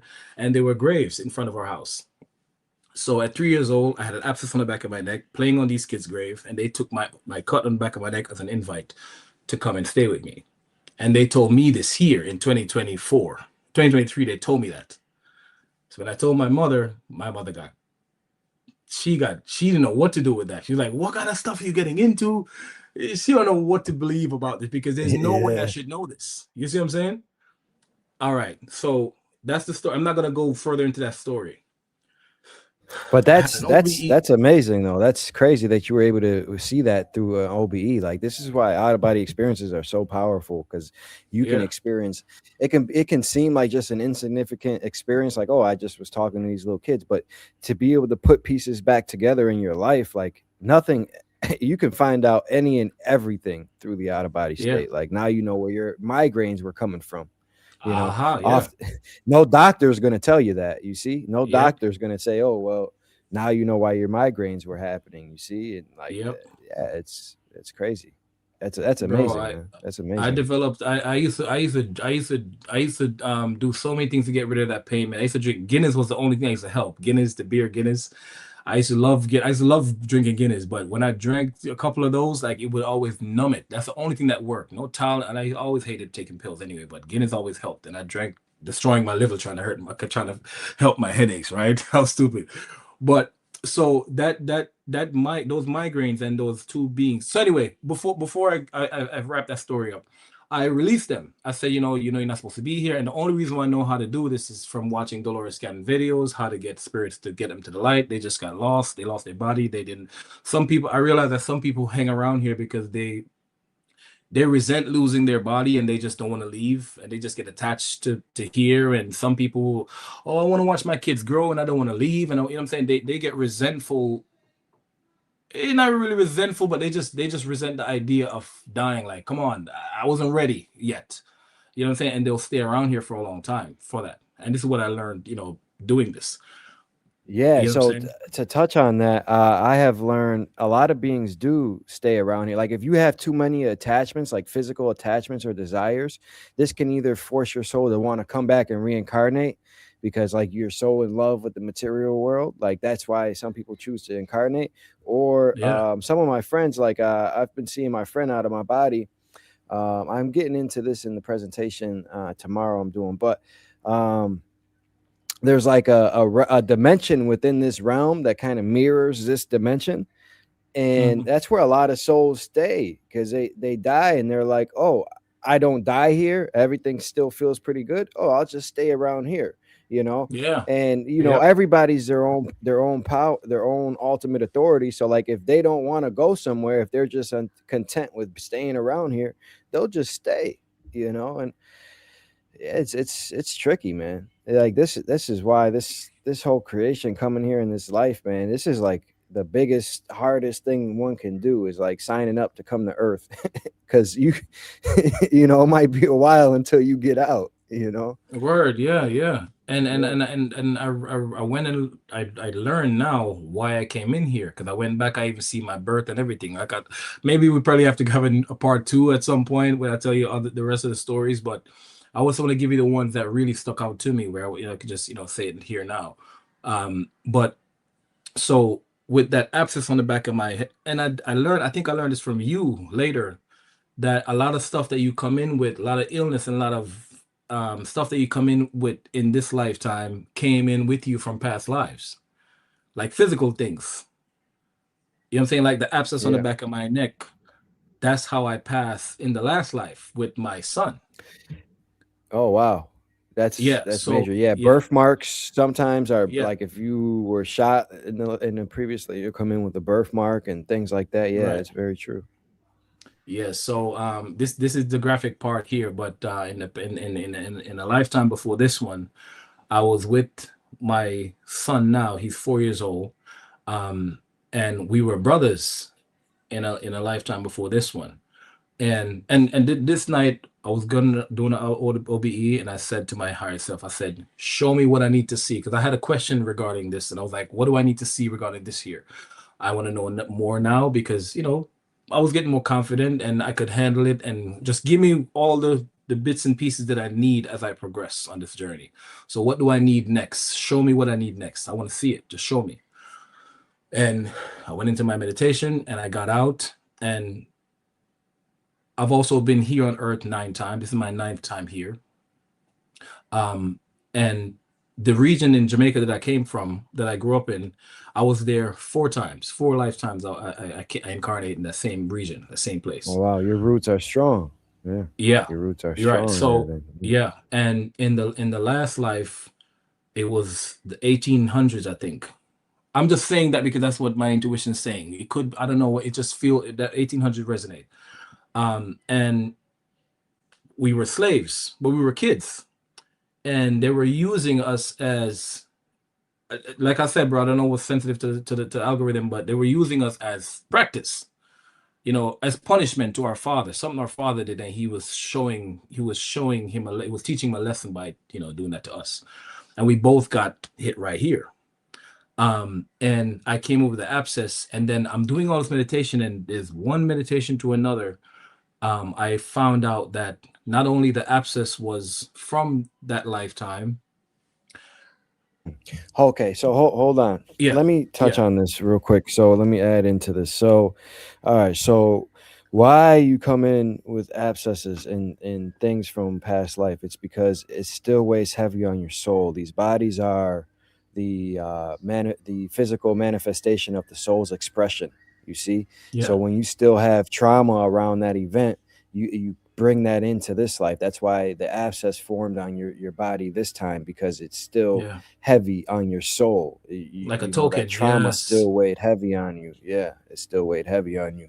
But now Ah, when you can heal that, when you heal that trauma or forgive fully, you know, you'll heal that as well.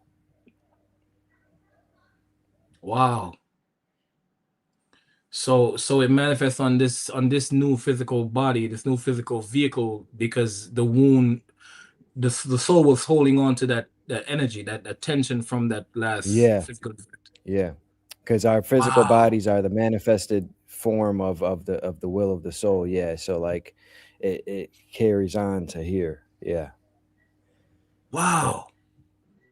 Okay. So in the meditation after that, I learned that it was myself and my son.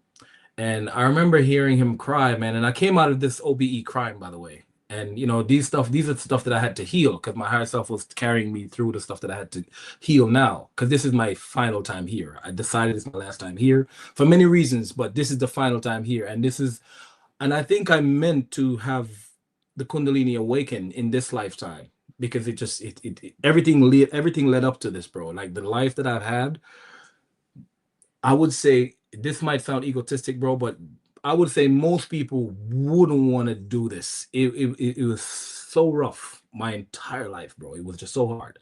Um, like beyond hard. Like it's unnecessarily hard. Like, why, bro? Like, who the hell will sign up for this? Bro, like I don't want this, man. You know what I'm saying? But I would go to, and on top of that, man, you don't have anybody. Because a lot of people go through rough stuff, but they have a support system. I didn't have anybody. So it's just me alone. And all I had was just my lucid dreams and my stuff. And all I had was me. You know what I'm saying? So, you know, anyway. So in the other meditation, my higher self gave me, it was an audible message. And it says, go and look at, you know, your son, and look at, you know, just go look at the spot. And I looked at the spot, and he had the same birthmark right where I got the same spot. I got a picture of it. I'll send it to you on the Instagram later. But he got the same birthmark back here like me. And when it happened, the guy, you know, was shooting at us, and they had us tied up in a tree in like a Superman position like this, and swinging back and forth. And that was the target. The target was the head, but you know, we both got hit around that part. And he had a birthmark back there, and I have the mark back here. Both same spot, both same thing in this lifetime. And when I came out of the meditation a couple weeks ago, and it said go look at him, and I went and looked at him, and I said, let me see you, Papa. And I looked at his back of the neck, bro. I broke down crying, and he broke down crying too. He's 4. He don't even know why I was crying. But you know what I'm saying? And I picked him up and I hugged him as tight as I could, bro. And we both went into the kitchen just crying, bro. Like he bawling. You know what I'm saying? And I don't, maybe he was just crying Wow. because I was crying, but whatever that was No, healed. he felt it. I'm sure he felt it. So You know what I'm kids are saying? more in Yeah. tune and feel things. Not oftentimes when you connect or vibe with somebody, words, you don't need words to feel these things or to Yes. know what's going on. It's just a feeling and a Yes. vibe for sure. Yeah. Yes. And he's one of those kids too. Like he looks just like me, bro, and he acts just like I did when I was his age. Like he's like, it's like I get to do, I always tell my family, you know, it's like I get to have a do-over with this kid. I get to raise myself. He does everything that Yeah. I did. Everything. You know what I'm saying? Oh Every wow. single thing. Yeah. The stuff that would annoy people about me when I was little, these things annoy me now, but I catch myself like, no, that was me. And I would just break down crying, like, no, I would want somebody to hug me in this moment. And I'm parenting my little self, and this kid helped me heal myself. And I think I do that for him too. But that was that, right? Um, and I want to share, you know, another story with you that's significant. Or you want me to jump right into the big event that happened where I saw everything? No, Or you want whatever me to tell you whatever you another want one to get first? into, man. Yeah, you can tell me another one first, sure. Okay. Um, uh, so I will jump to the very last OBE that I had after listening to you last week when I had more confidence. I'll jump into that, and then I'll go back to the Kundalini. Okay. Um, so um I got out. It was the very night that I had the call with you. It was the next night, the Sunday night. And I came out, and some of the things that I learned from you was, I didn't know before that I could say awareness now, or no, clarity now. Yeah. I didn't know I could Yeah. demand that. Yeah, you can You know what I command mean? that. Yeah, that's a technique that I learned from William Bowman. So before that, I was trying to search for a command to say, and then Lova actually, she was like, "Oh, what you're doing sounds a lot like what William Bowman does," and I'm like, "Huh?" I'm like, "What are we talking about?" So I'm like, "Let me check it out," and yeah, it was the same thing. So yeah, clarity now, it works.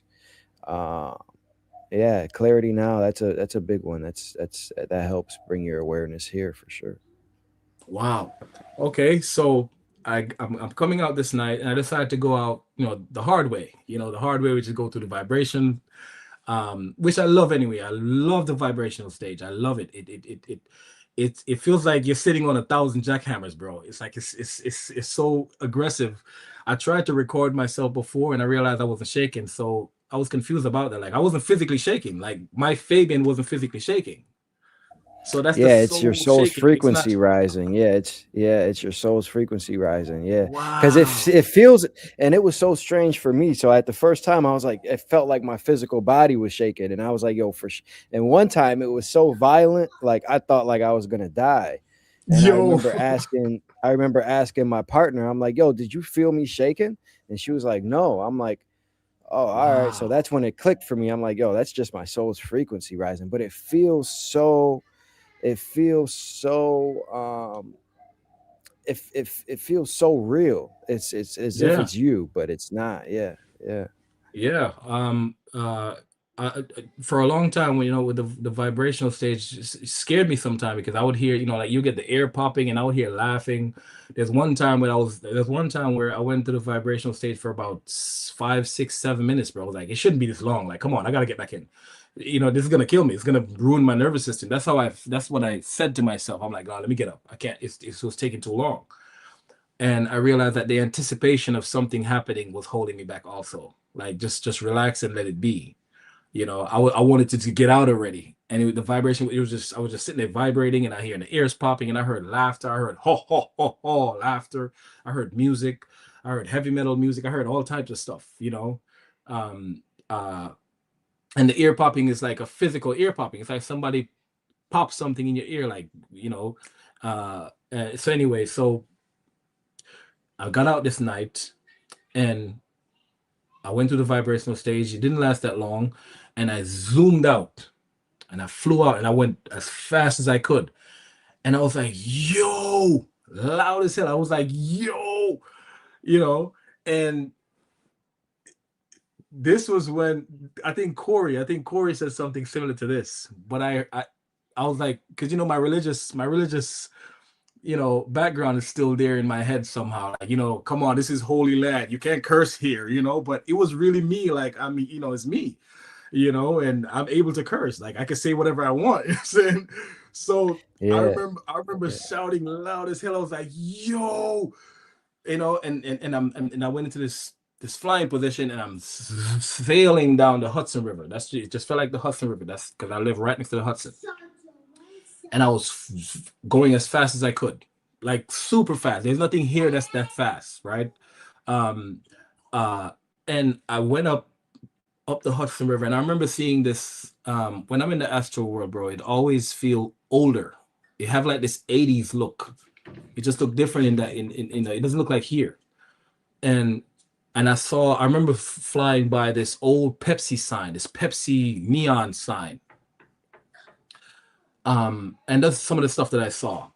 And when I got, maybe I don't know how far up I got, but when I decided to stop, imagine Iron Man stopping himself with that that fire uh, uh, uh, propeller, that tail, right? And that's how I stopped myself. And it was, the way I slowed down, it's like I was controlling the water. It's like I made such a huge gap in the water with my speed, and it was physical. Like me, it's like me physically flying over the river. And I remember shouting out to myself, yo, I'm a fucking god. I said this out loud. Like, why am I saying this? I'm a fucking god, right? I said this, and I was like, whoa. And this was from you saying clarity now. because I would have never got out my body to the vibrational stage and flow out the window. I would never do it that way. I just never had a confidence to do that before. You know what I'm saying? And I came back in, and the next day I went to I'm at the barber shop, and I'm telling my barber because he's into this stuff too, but he hasn't gone this far, but he's interested. And I'm like, bro, and I'm telling him what I saw last night. And I said, I'm not sure if this was like a future event again because I'm not sure. So I said, it looks older. So maybe back in the 80s they had like I saw this old Pepsi sign on the Hudson River or something like that. He was like, that's not old, that's still there. I'm like, where? What do you mean? What a Pepsi Cola sign? No, what do you mean? He said, yeah, up the river, up the FDR. I'm like, dude, I live in New York for 20 years. There's no Pepsi sign up. What are you talking about? You know what I'm saying? He's like, yes. And he went and he Googled it and he showed me it was the exact sign, you know, to confirm to me that, this was different from all of the astral projection I've done and all of the, not astral projection and lucid dreams that I've done before. This was an OBE. This was physical. I was there, like here. I was physically there. It was no different from here. And I've never felt it that way before. The lucid dream was always different. It was always nebulous and foggy a bit. This was different. I was out. You know what I'm saying? And he confirmed. He said, yeah, is this what you saw? And my mouth dropped into my lap, bro. I was like, yo, yes, that's the sign.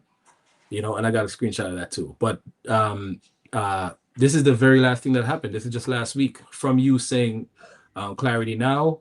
I got out and I was able to control everything.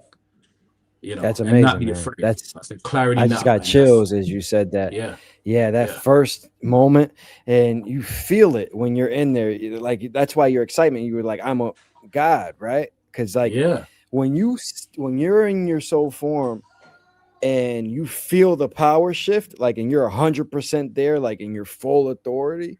At that moment, it hits you, and you're like, "Yo, I'm a god." Like yeah, I can do anything at this moment. Yeah. And clarity now is a great command for that. I find that more powerful than, looking at your hands and stuff. Literally, if you just command it, and that's a good command yeah. for sure.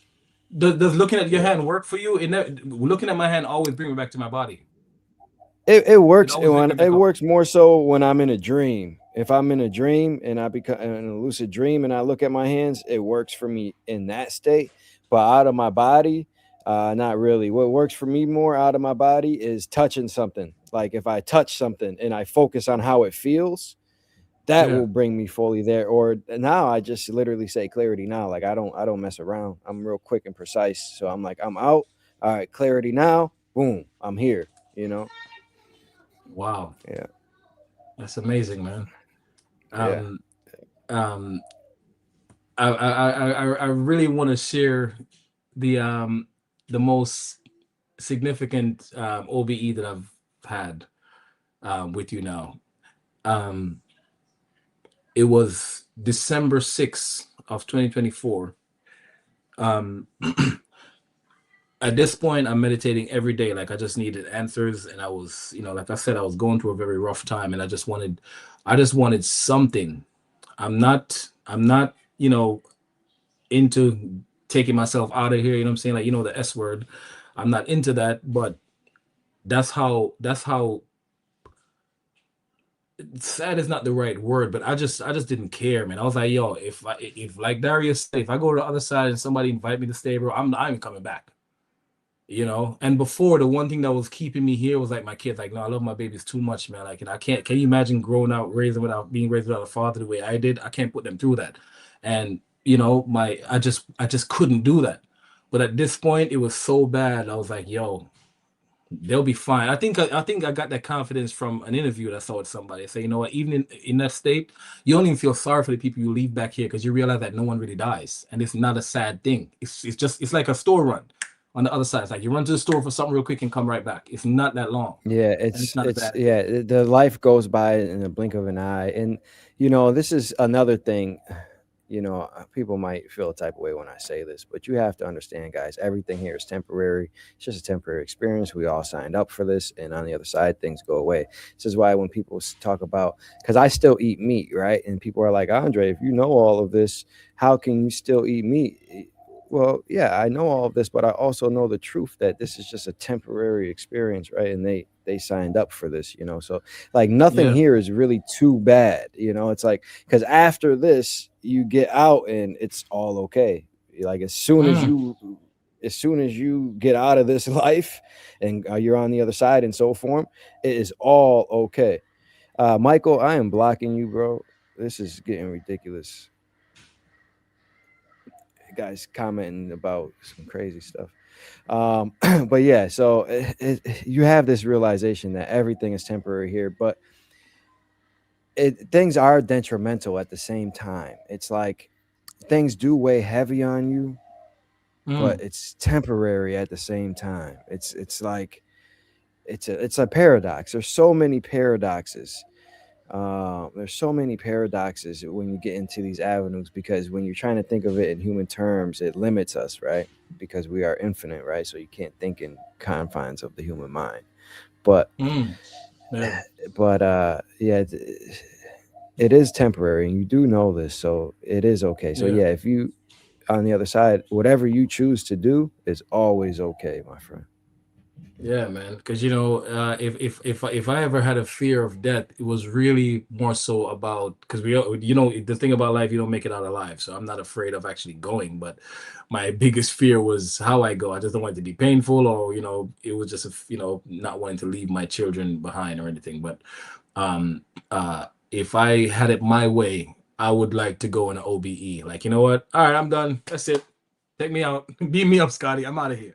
That's how I'd like to go. Now that I have the will and the way on how to leave if I choose to. I mean, if that's not the will of my soul, if that's not what my soul signed up for, obviously I'm not going to do that. But the way I felt in this period around December 2024, if I would have gotten that chance at that point, I would have taken it.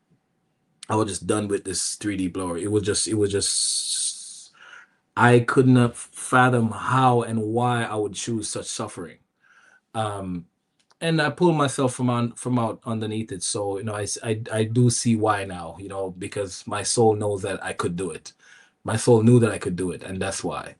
Um, uh, I think you're frozen, brother. Are you here?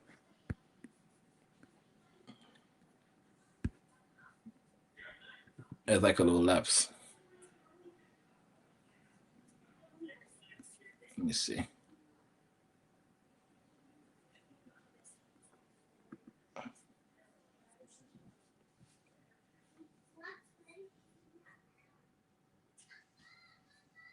I don't know if you can hear me, brother, but your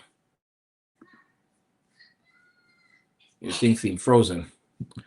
I'll give it a second for you to come back in.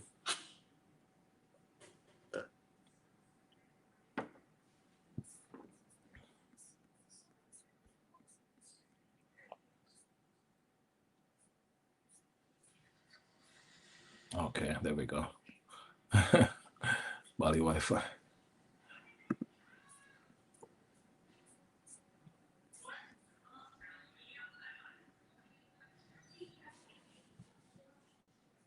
try a different angle.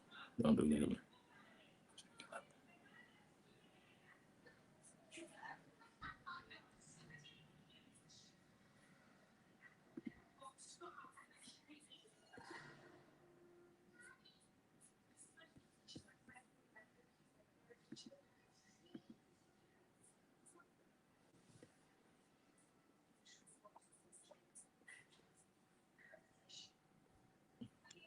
All right, since we're waiting for Andre, would you like a couple of questions from the chat? Uh, oh, there we go. Okay.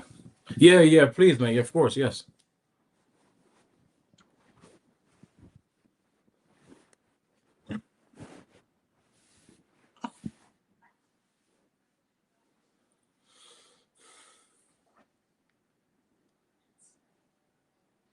Yeah, I'll take some questions. Okay, I'm sifting through them Still right buffering. Okay, okay, okay.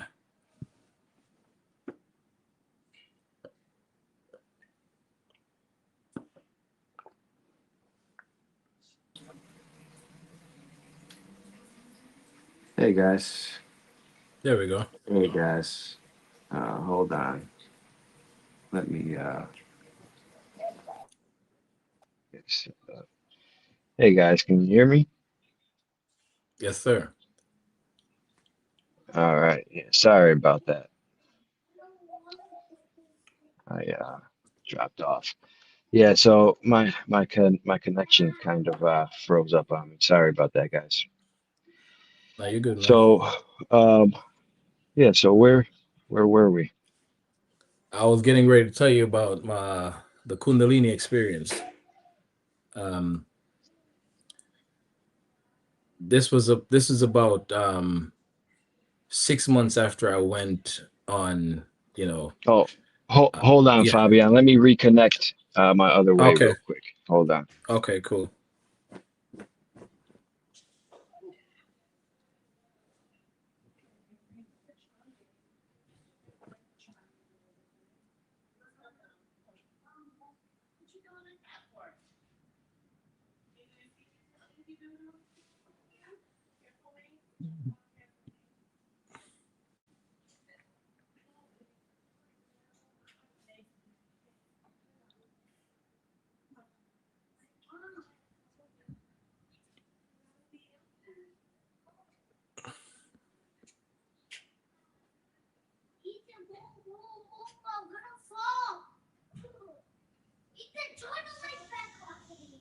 All right.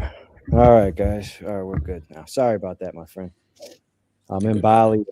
Sometimes the Wi-Fi chops out and gets choppy and things like that. So my apologies. But Oh, all okay. right, so let's get back to it. Yes, sir. So big experience, yeah, yeah.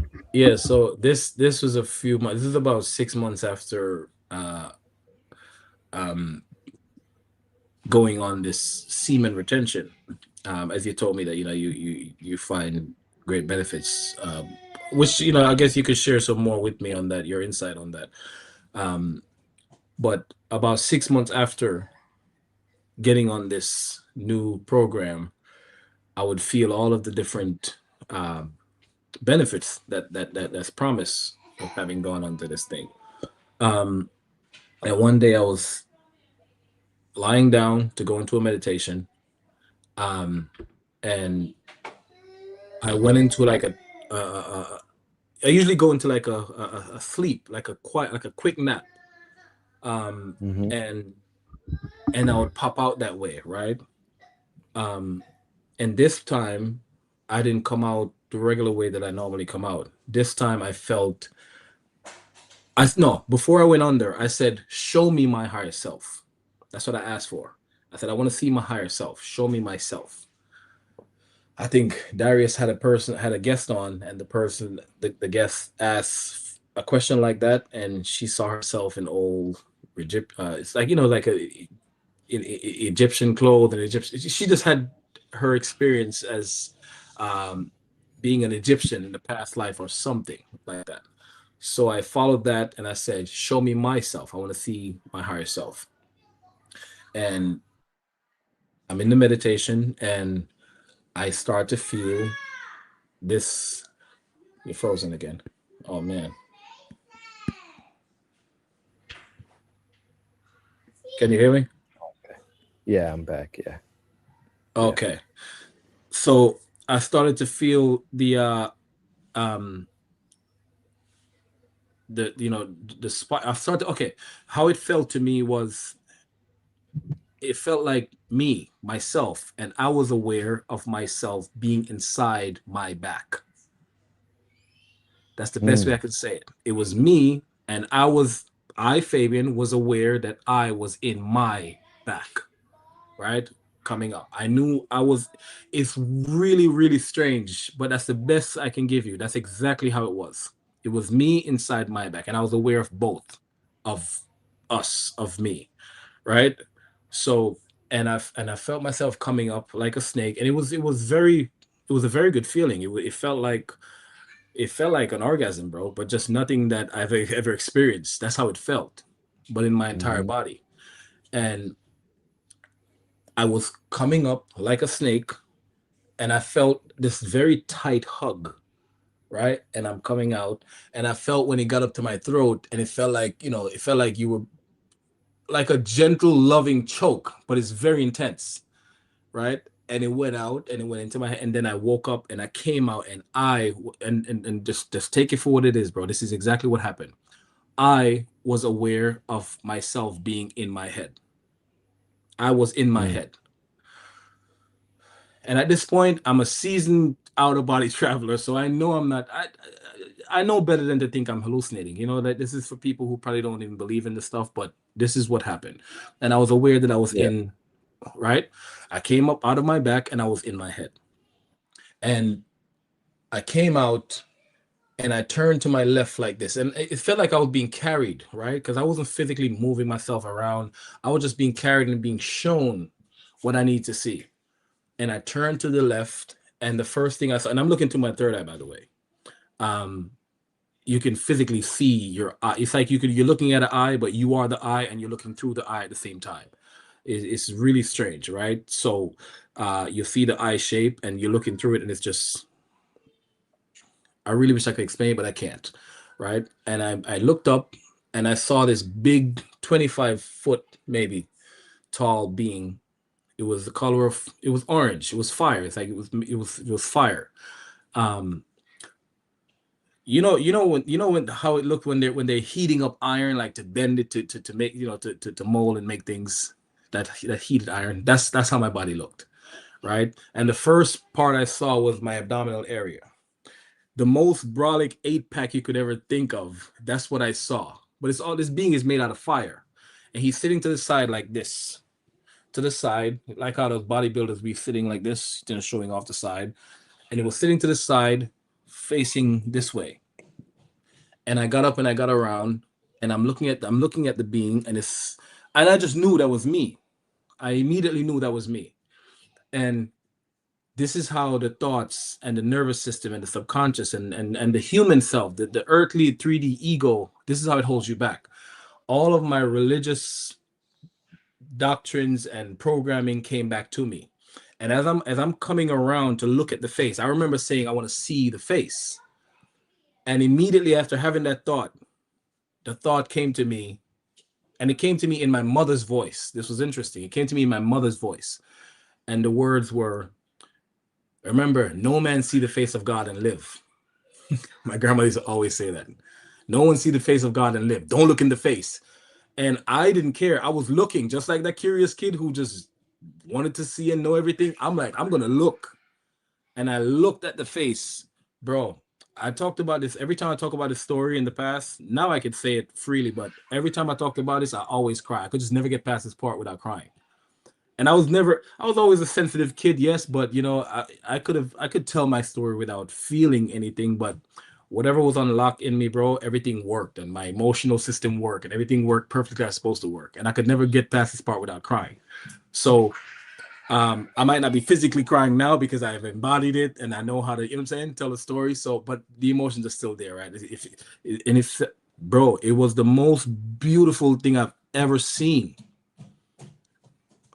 When I looked in my face, my eyes were these eyes, right? Except for the my color, my human flesh. Everything was made out of that heated iron, like I told the fire, right? It was a fire being, so it's orange and flamey, right? But the eyes were the same, only the eyes. There was no nose or no mouth. It was just flame. It was like Oh, shooting down this way, like yeah. it's like a cartoon character, but it was like flame going this way, and up top was just flame going out this way. And he's looking in my eyes. When I looked in the eyes, bro, I got overcame with this.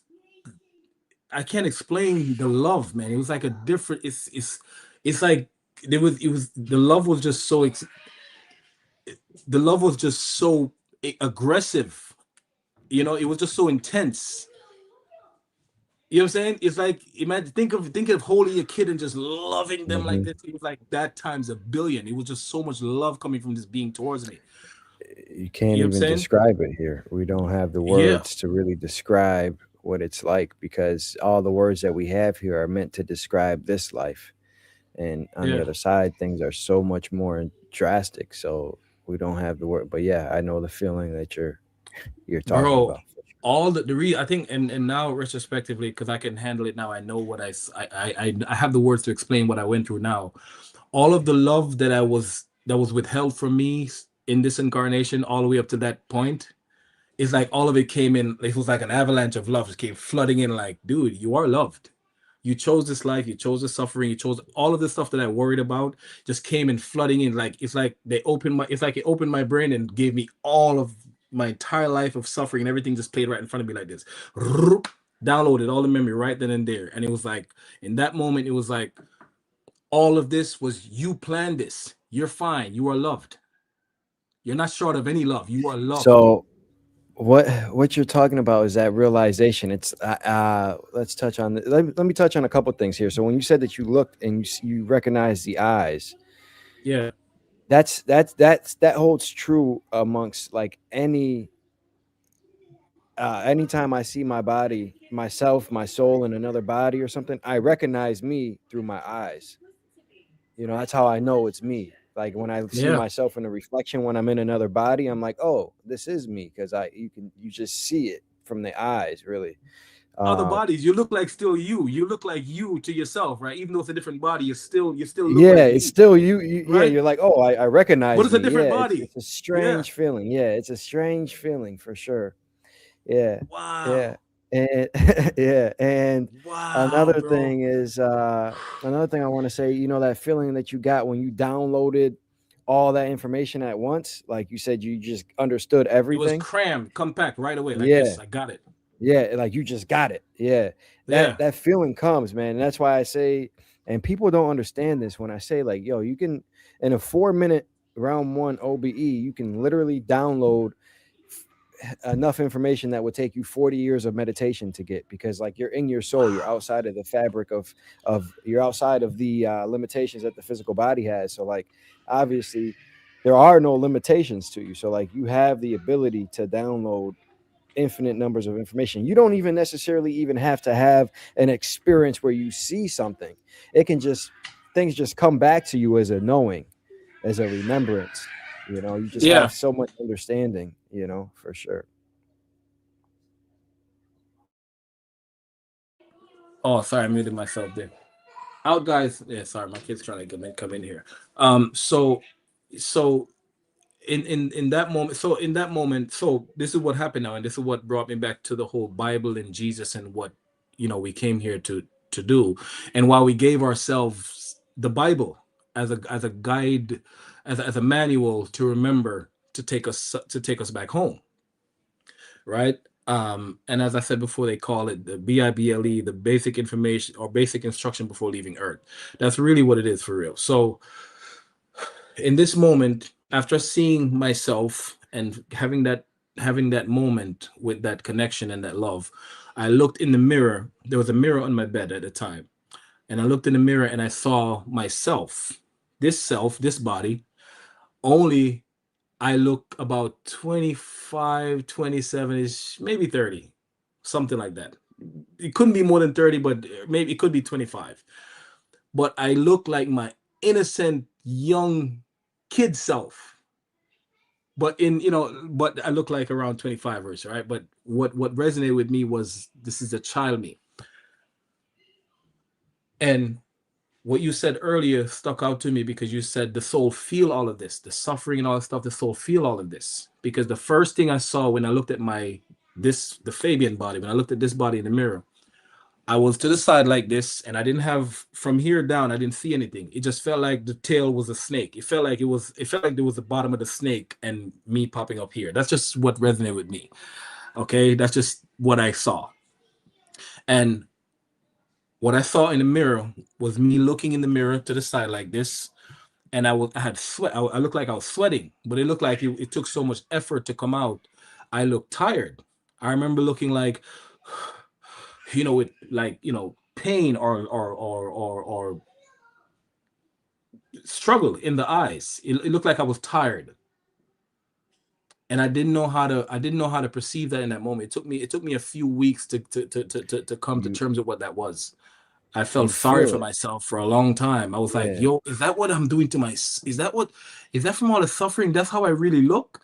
And that really stuck with me for a while, bro. That's why I couldn't talk about this without crying, because I felt every time I look at that image, when I think of that image, I'm like, is that how the inner me, is that how I look?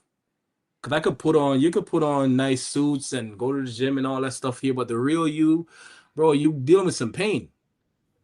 And everybody's Yeah. walking around, Think of it as, even in the Bible, when they talk about twins in the Bible, they talk about the human experience. Jesus, the same thing, the twin. Jacob and Esau, the twin. The soul and the physical body, it looks like you. It's just like a hand in a glove. It's you, but the inner you is still you. And that's what that is. That's what Jesus was too. And I told you, I decode, I talk about that stuff, on my channel. But um, uh, when I saw myself, the way I looked tired, and it just looked like I was suffering. You know what I'm saying? Yeah, And yeah, you feel it. and You feel it. So like when you see it, it comes to you as a knowing, and like that's why when people say you can feel the pain, like when I visit somebody out of my body and like I come into their field, like I feel their whole essence. You see, like I feel all of their trauma, all of their pain. I feel all of their love, all of their happiness, all of I feel it all at once, you know, for sure. So that's what you're experiencing. You're experiencing yourself over again, you see, without any of the makeup that we have here, your true self. Yeah. And many of us in this human life, many of us do carry a lot of pain. someone just wrote all the damage you've done to your body. That resonated with me. That's what I felt for a long time. Mm, I didn't know how yeah. to perceive it. That's just how it felt to me. Guys, Nelly, get the kids to me. I'm sorry, man. No, no problem, man. No Close the door, problem, guys. man. Okay. Things are Close great. the door, guys. Close the door. Give me 10 more minutes or so, okay? Please. Lock it, please. Um, but that resonated with me. It was like, because at the time I thought I was just, because at the time I was drinking too, man. But I was slowing down on. I mean, I didn't have a drinking problem really, but that would just be my thing. I'll come from work and I'll sit in the car for a little bit. I'll stop and get myself some Guinness. Guinness was my go-to thing, and I'll just, what I'm saying, and just have my moment. And that's just all I had. Um, and I was like, is this what I'm doing to myself? Bro, I threw on everything damaging. I broke the entire case of Guinness I had in the fridge. I was pissed. I was like, yo, this is what I'm doing to myself. And I felt sorry for myself because remember my entire life, I never really had support or anyone to really have my back, really. You know what I'm saying? So all I had was me. But the fact that I just had all this juiced up, all this charged, this energy from my higher self to say you are loved and you are perfect and you're fine. There's nothing you could do wrong. You are And not, you're back so energized, and you're like, bro. you I'm come like, back and you what? look around, and you're like, I Yo, don't need this beer. I don't I need, don't need I don't need shit. none of this. Yo, Yeah. you remember Cuba Gooding Jr. and thing? It was like punching the air, like, I'm doing this shit to my fucking self, and I'm drinking all this, and I'm like, never doing it. And I just had this different kind of love for myself, but I'm like, I'm never doing that to myself again. Yeah, You know what I'm you saying? come Because back, all I yeah, had was you come me, back, like, yo, yeah, I'm me. This is yeah, me. Well, I'm not doing that to myself again. You know what I'm saying? yeah, And that yeah. was life as I know it from that day forward. And it's been 2 years. I don't even, this is not no dogma, no religious, nothing really. I really believe that if we live the way that we're supposed to live, life will be easier here. And you're only supposed to, you know, you're really, like you said, you're really only supposed to have sex to procreate, right? And you're not supposed to abuse these things. Yeah, you can have all of the pleasures of what we came down here to do, sure. But to abuse it, even in the Bible, when they talk about saving the 10%, that's what that's about. This 10% is saving your oil. It's not about tithe and offering. The 10% is to certain time of the month you're not supposed to ejaculate. The Bible said all this. You know what I'm saying? And I broke it down in videos, different videos and all that stuff. But that's what the 10% is about.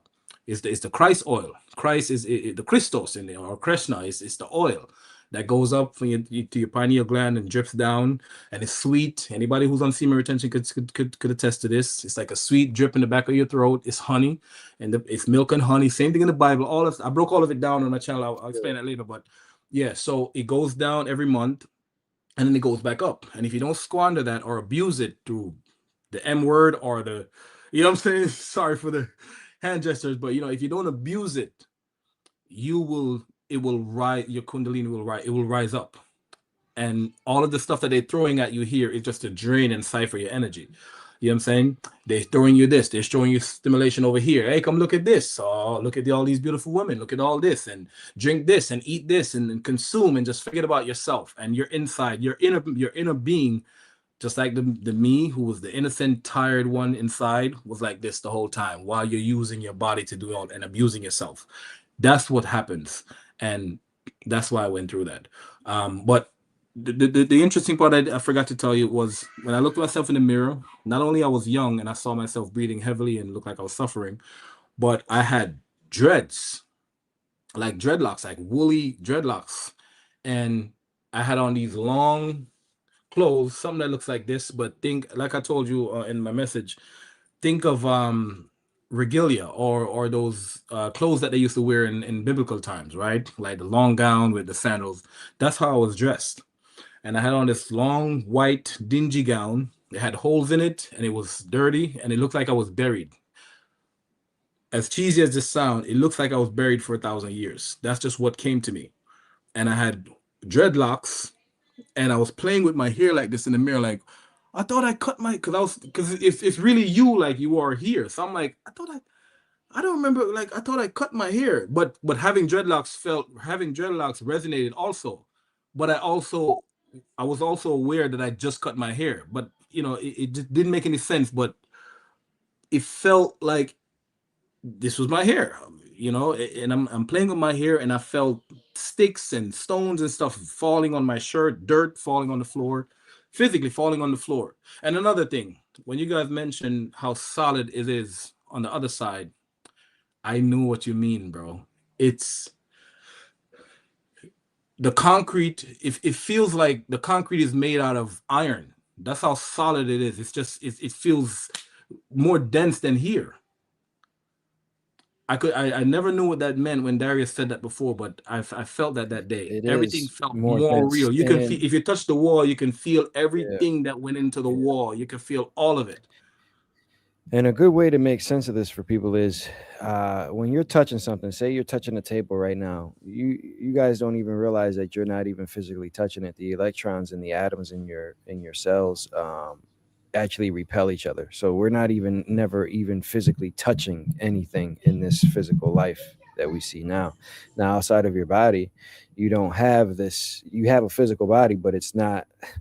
It doesn't work the same way as this physical body works. You see, but you can act when you touch it. You actually touch it and you feel it, and you can feel all of the energy inside of it. You can feel the vibration of it. You feel everything, the whole entire chemical makeup of that substance.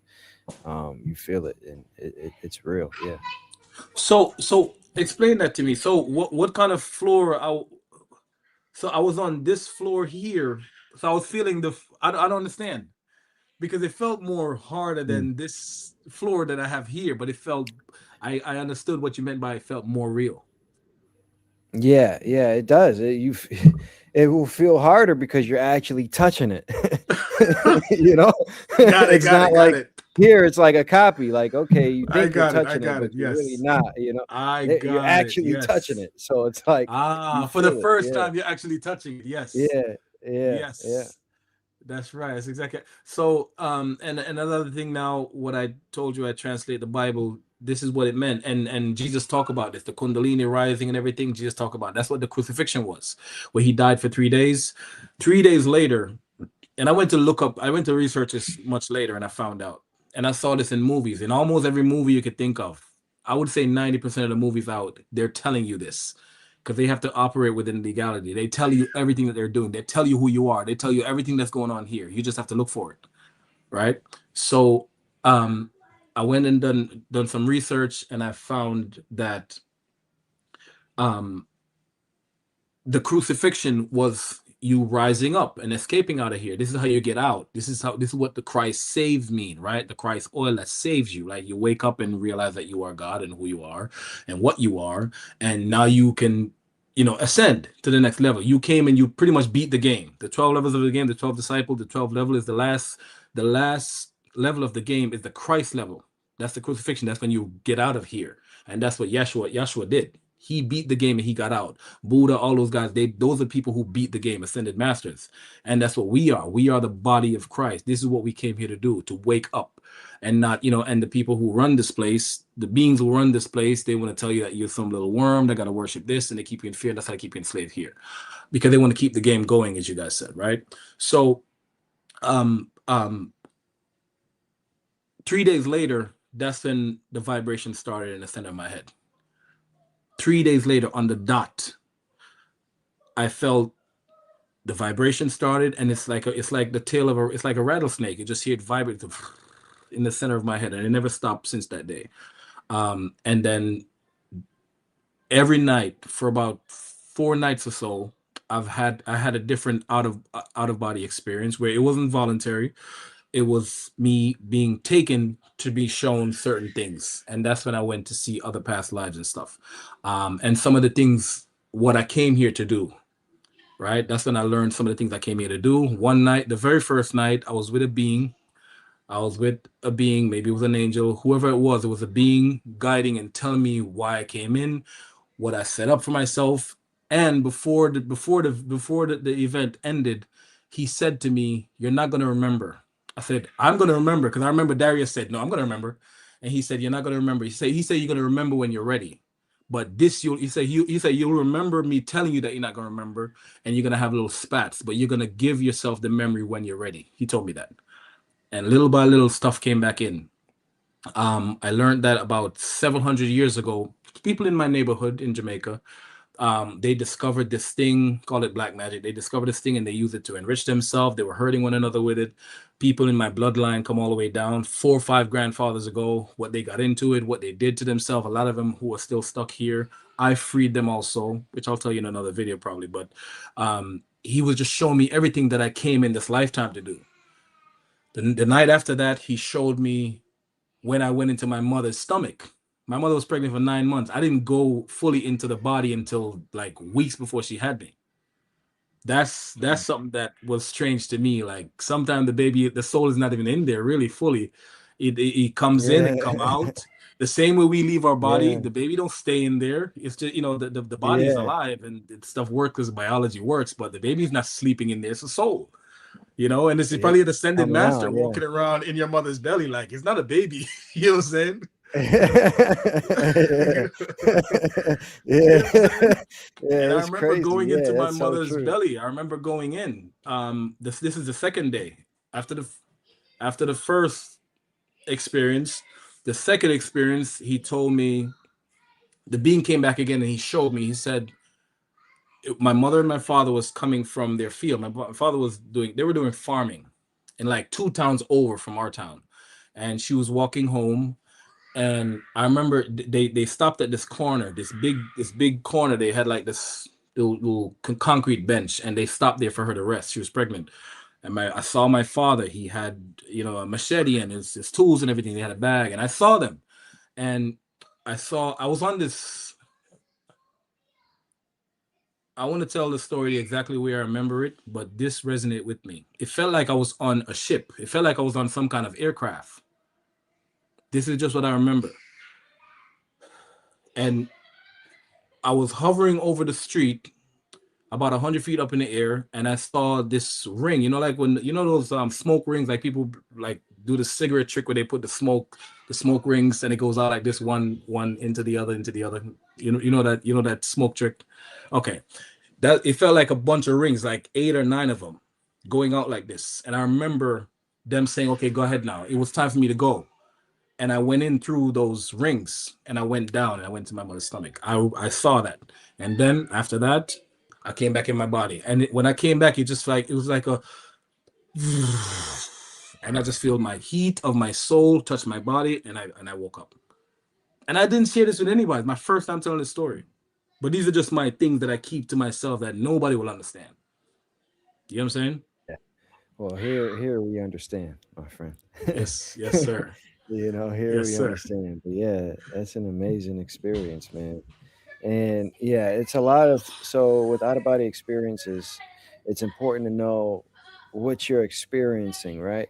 And oftentimes, how do you know when you said it felt like you were in a plane or something like that? The sensation and feelings that you get go with that, like whatever you feel is, chances are that's exactly what it is. Whatever you feel it is, like that's, chances are that's what it is, because a lot of these experiences, things will present themselves to you in ways that resonate with you, right? Because it's your experience, right? So a lot of times things will be presented to you or shown to you in a way that resonates with you.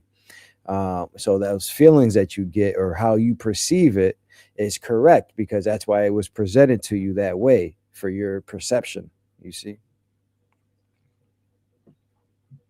That's real, and it's real for me because there were two more events that happened with crafts. Um, so right after the Kundalini, like I said, about 3 or 4 days later, it was a different out of body experience that happened. Where I was taken. It wasn't a regular OBE like the one I practiced on my own. I was just taken by this being, and it was just taking me to show me what I needed to see. And it would take me, and I would feel wind on my face and everything, and it would take me and show me things.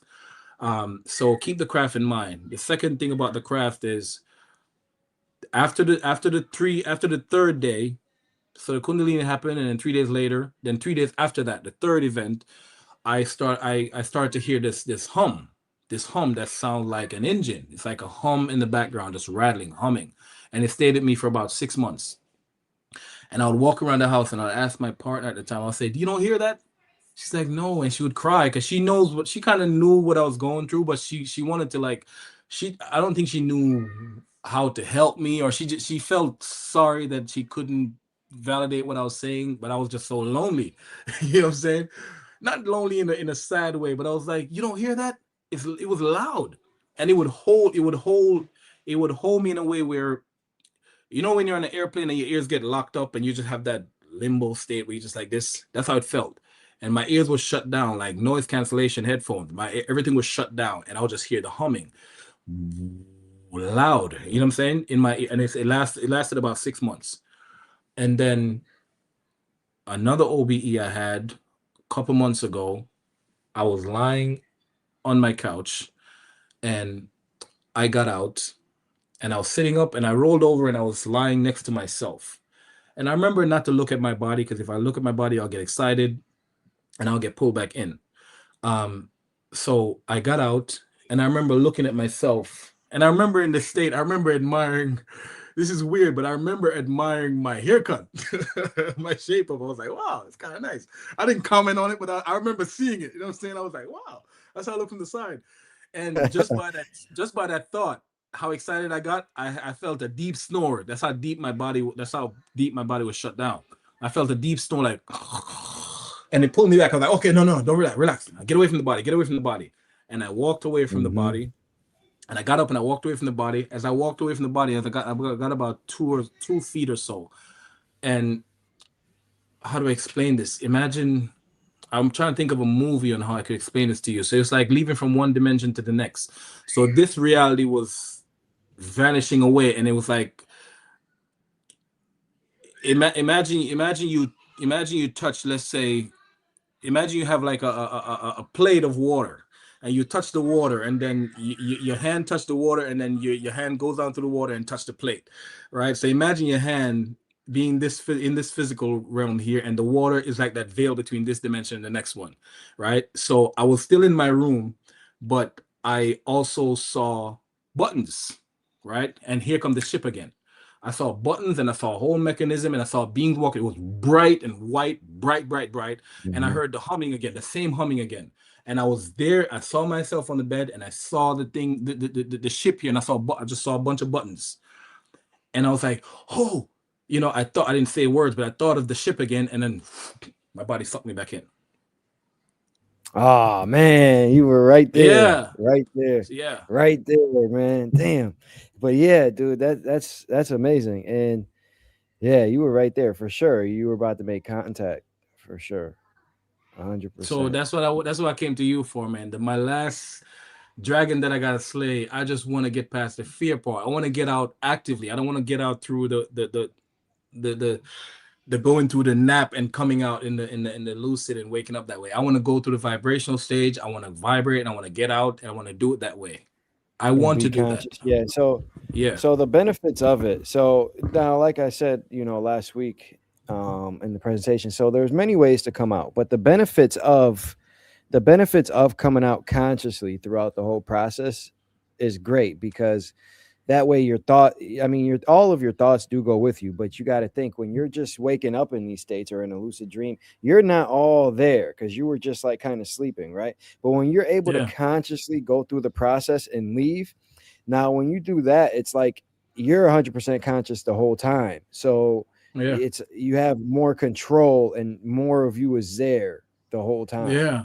So Yeah. immediately when you leave, more of you is there. Yeah. And like the fear, it's just understanding that you are your ultimate authority, man, and believe in that.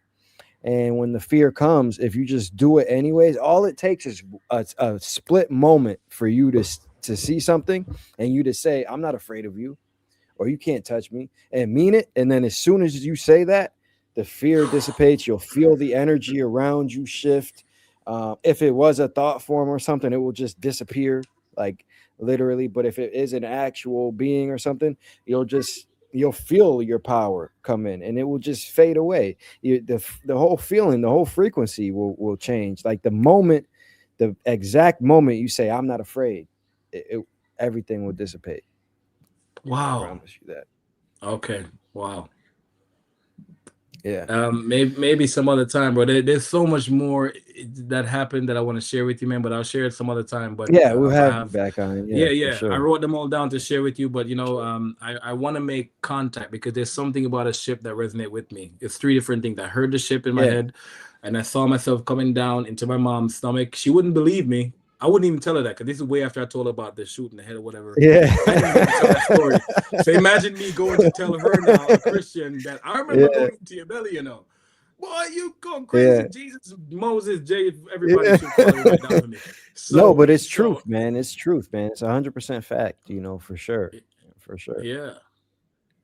And I'm already considered the black sheep, the weird one in the family. I'm the one who, I veer off. I don't believe what they believe. I'm that one. I'm that one in my family.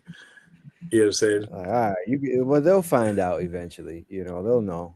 And, just it's important to try to do your best to lead them in the right way because, like we talked about, our beliefs carry over on the other side. So the more you can free them from their self-imposed prisons through Mm, belief systems like religion and things like that, the more you can free them here and just drop gems. Maybe if you even say something and they don't believe it now, but when they cross over, they'll be like, oh, yeah, Fabian told me this. Maybe that will be enough to trigger them to break out of their box, right? Because like I'm telling you, we're powerful beings, guys, and our thoughts and belief systems, when you leave here, they can create whatever you believe to be true. So the more you can break out of that, the easier it is for sure. bro, I got one last question for you before you go. Let's say, for instance, Hmm. my family.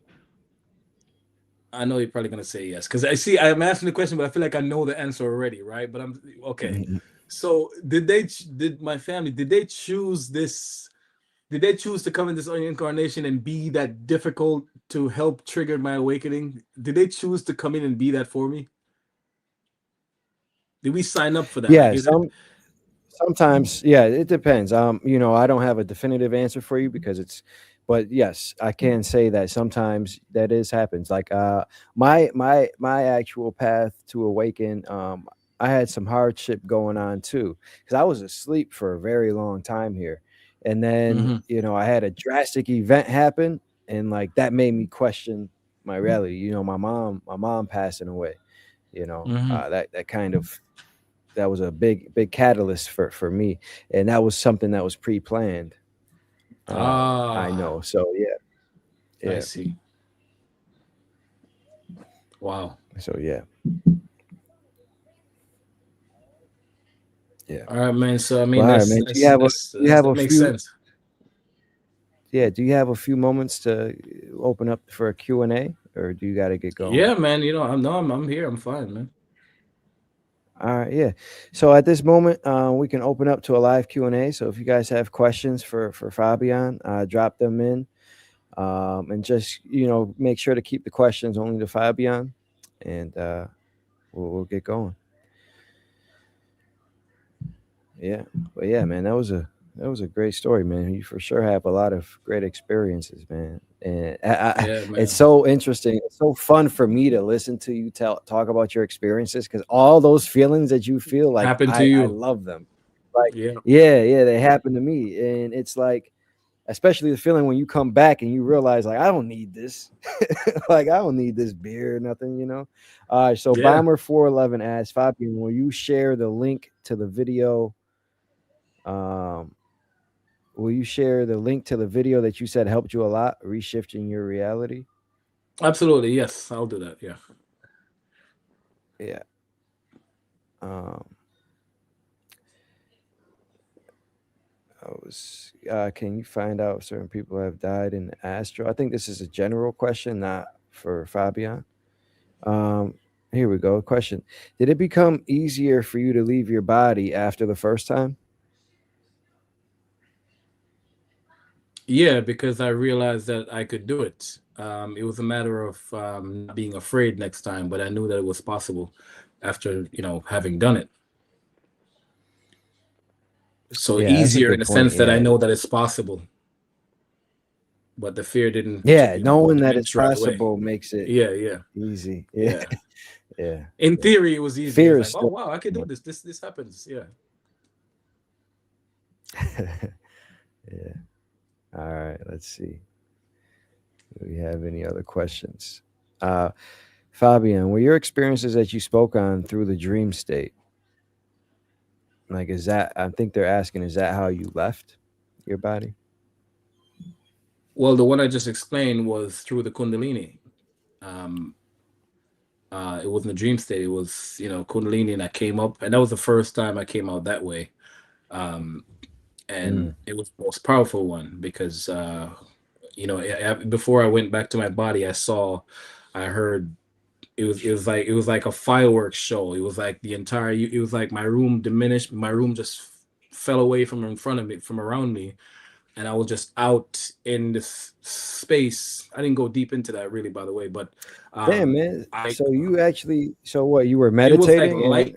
felt the Yeah, Kundalini, and yeah, you came out and that after way. Yeah, man, that's probably yeah, powerful. That's a power. bro, and it was that was bro, that bro. You imagine like a was thousand powerful. Yeah, million volt going through your body, but it's pleasurable. It's not electric to hurt you. It's like pleasure. yeah, And it's like, and then you hear popping, and it's stars, and it's lightning, and it's like lightning and yeah, everything man. crazy going on. And I learned from somebody else that this was my power. This was me. All of that Yeah, it is. It's excitement, that all was you. Yeah, me. it's The your lightning energy. and all You're that feeling pop your and energy. shocking. Yeah. And bro, I got so many other stories that happened. I'll tell you some other time. But I have enough for 6 more hours of conversation, man. But I just told you the one that stuck out to me that I could just condense down into a 2-hour interview. But yeah. Yeah. So Wise Love asks, Fabian, what helps you stay strong to be here in this realm, and what made you not choose to stay on the other side? I wasn't asked. No, um, nobody asked me yet, though. But if somebody have asked me, man, because those glimpses of what I felt, if that's a glimpse of what the other side feel like, bro, nothing Yeah. here feels as good as that. Like it's a different kind of love. I'll answer the question with a quick little story. Another event that happened when I was just lying there outside of my body, not getting up before I conquered the fear. Well, I didn't conquer it yet, but when I was lying there, just being in an OBE state, but about 6 inches above my body. When I was practicing that for the whole year, many events happened. This is one of the ones that happened that stuck out to me. If you stay there long enough, you'll start to feel connected to everything. I would look at the tree and I would feel like the tree, and I would be the tree, and I will also still be aware of myself and my body on the bed, but I'm the tree also.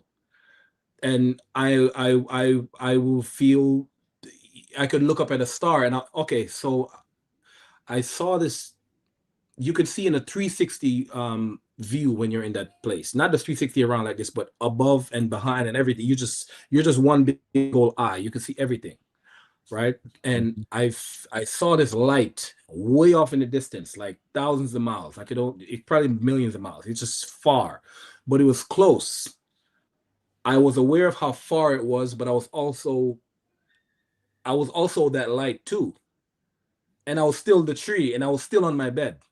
That's the best I Mhm. can explain, but that's how it felt, you know. And I felt big, and I felt loved. And this thing that happened too, maybe you could explain this to me. When I got back out of that, because I got so good at it, doing it all my life, I can just get back in when I want to. But this was the first time I felt this. I was so huge, maybe from expanding myself that far. When I was trying to come back in my body, it hurt. I don't want to scare anybody, but that's how it felt. It Mhm. felt not hurt. It felt uncomfortable. It felt like you got to put all of this into this little thing. Coming. It felt like I crammed myself in. Mhm. It felt Yeah, uncomfortable for a second. bro. I've had that same sensation. So, Yeah. yeah. So, like one time when I witnessed myself coming back to my body because I said I want a silver cord. I've never seen a silver cord, I've but never seen that either. um, yeah. But well, it felt like when I witnessed this, it felt like I was so big, and it felt like this earth was so small, bro. It felt like the It earth felt was everything. small. I I'm was I like, was bigger than everything. I was yeah. perfect, perfect. It felt like it Hmm. hurt to come back down into earth also, not just my body. So Yeah. Yeah. imagine Not feel tight to fit into imagine your earth and then fit body. into your body, into a room, into a It's building. like, I was wow. like, yo, and it felt hurt, and it hurt the back of my neck here. And that's also I learned from this other being. Yeah. When we die, we leave to the back of our neck. When we come into the back of the neck also. And come to find out, that's in the Bible also. When he Mm. said the twins, Jacob and Esau, he said, when you leave your brother, you'll break his yoke by the neck. We leave by the 33rd vertebrae here. 33 years of Christ. All the stuff, like I said, I break it down on the channel really in detail, but I felt the pain back here. I don't want to say pain because I don't want to frighten anybody, but just take the fear out of it, guys. It's not, it just felt like I didn't fit, like I was putting on a tight shoe. And then once I Yeah. got back Yeah. in, it was like And another way. imagine swallowing a big old gulp of water and it hurts you going down, and then you gotta wait, and then it settles, and okay, you swallow, okay, fine. And then I was back in my body, but it felt like I was bigger than this body, and I crammed myself, Yeah. my So essence into this little thing. if that's where we are now, right? So this is why when Yeah. you leave, you feel so great because you have so much freedom because we are big infinite beings, right? So once you leave your body, you can the freedom is so freeing. So it's like the complete opposite. So when you come in here, you feel kind of constrained. Like even being Mm. in earth was like constrained. So being in your body, you feel the constraint. So when you leave, it's the complete opposite. And that feeling that Wow. you have once you're out is like so massive because like you're free again. You now have no limitations, no borders, no boundaries. You're just free. Bro, I And didn't get that it, is man. Like, just an why did we amazing choose such feeling. little bodies? Like, Yeah, why? It hurts. Well, you know what I'm saying? yeah, Like, wow, it's maybe we should go back to being giants. Like, how can we contain all of that in this little small little vehicle? It didn't make sense to me. It was like this hurts to be yeah. here. If it feels uncomfortable to be in here. Yeah, yeah, yeah, it does. It does. For sure. It does. All right, let's see if we have another question. Uh,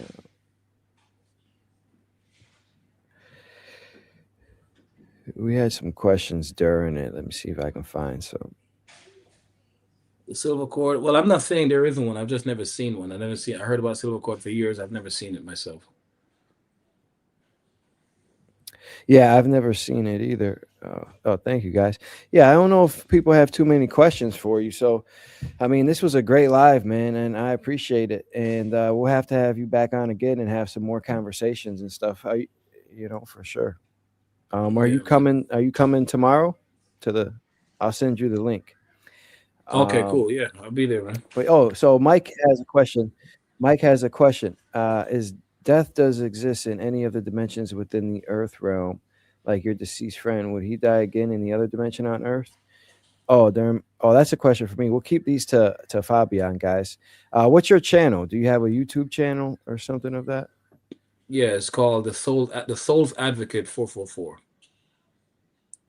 I gotta start posting Oh, you do more have over it. there. Okay, But the yeah. Send Soul's that to me, Advocate. and I'll add it. Okay. Send it to me, and I'll add it in the link for sure in the Yeah. description. Um, And that name really came from what you and Darius teach. Uh, Also, it's a matter of just being true to oneself and being authentic, being authentically yourself. Advocating for the soul, meaning don't lie to yourself. And the biggest lie, because I have a book also, it's not out yet, but the first line in the book is, "Hi, my name is Fabian Morgan, and I'm a recovering liar," meaning this is me not living my true self all this time. I say yes when I want to say no. I chose the job that I hate and all that stuff. So the soul's advocate, whatever you get is what's inside. Because I'm not gonna. That's that being I saw in the mirror, suffering, breathing like this. That's from saying yes at jobs. That's from staying in relationships. I'm not doing that no more. You get what's inside here. I'm advocating for the soul. Whatever is inside, I'm gonna speak that out. I'm gonna be free. and that frees you. That frees you, Yeah. man. That's so Yes, beautiful. sir. Yes, I sir. got chills as you were speaking. Yeah, that's a Yes, great, sir. the great one. All right. All right, guys. Well, thank you so much, Fabian, man. This was a great conversation. That was Yes, a sir. powerful book. When you get that, you gotta send it to me, man. Whenever you drop that, for Yes, sir. sure. I love that, man. Yes, sir. And we'll Yes, definitely sir. reconnect in the future, man, for sure. Yes. Thank you for reaching out, man. But appreciate you guys. So that's it. That's Yes, all sir. I have. Remember, guys, stay grounded, stay curious, and always remember you are not just in the game, you are the one controlling it. I'm the Alchemist, and I'll see you on the other side. Thank you, brother.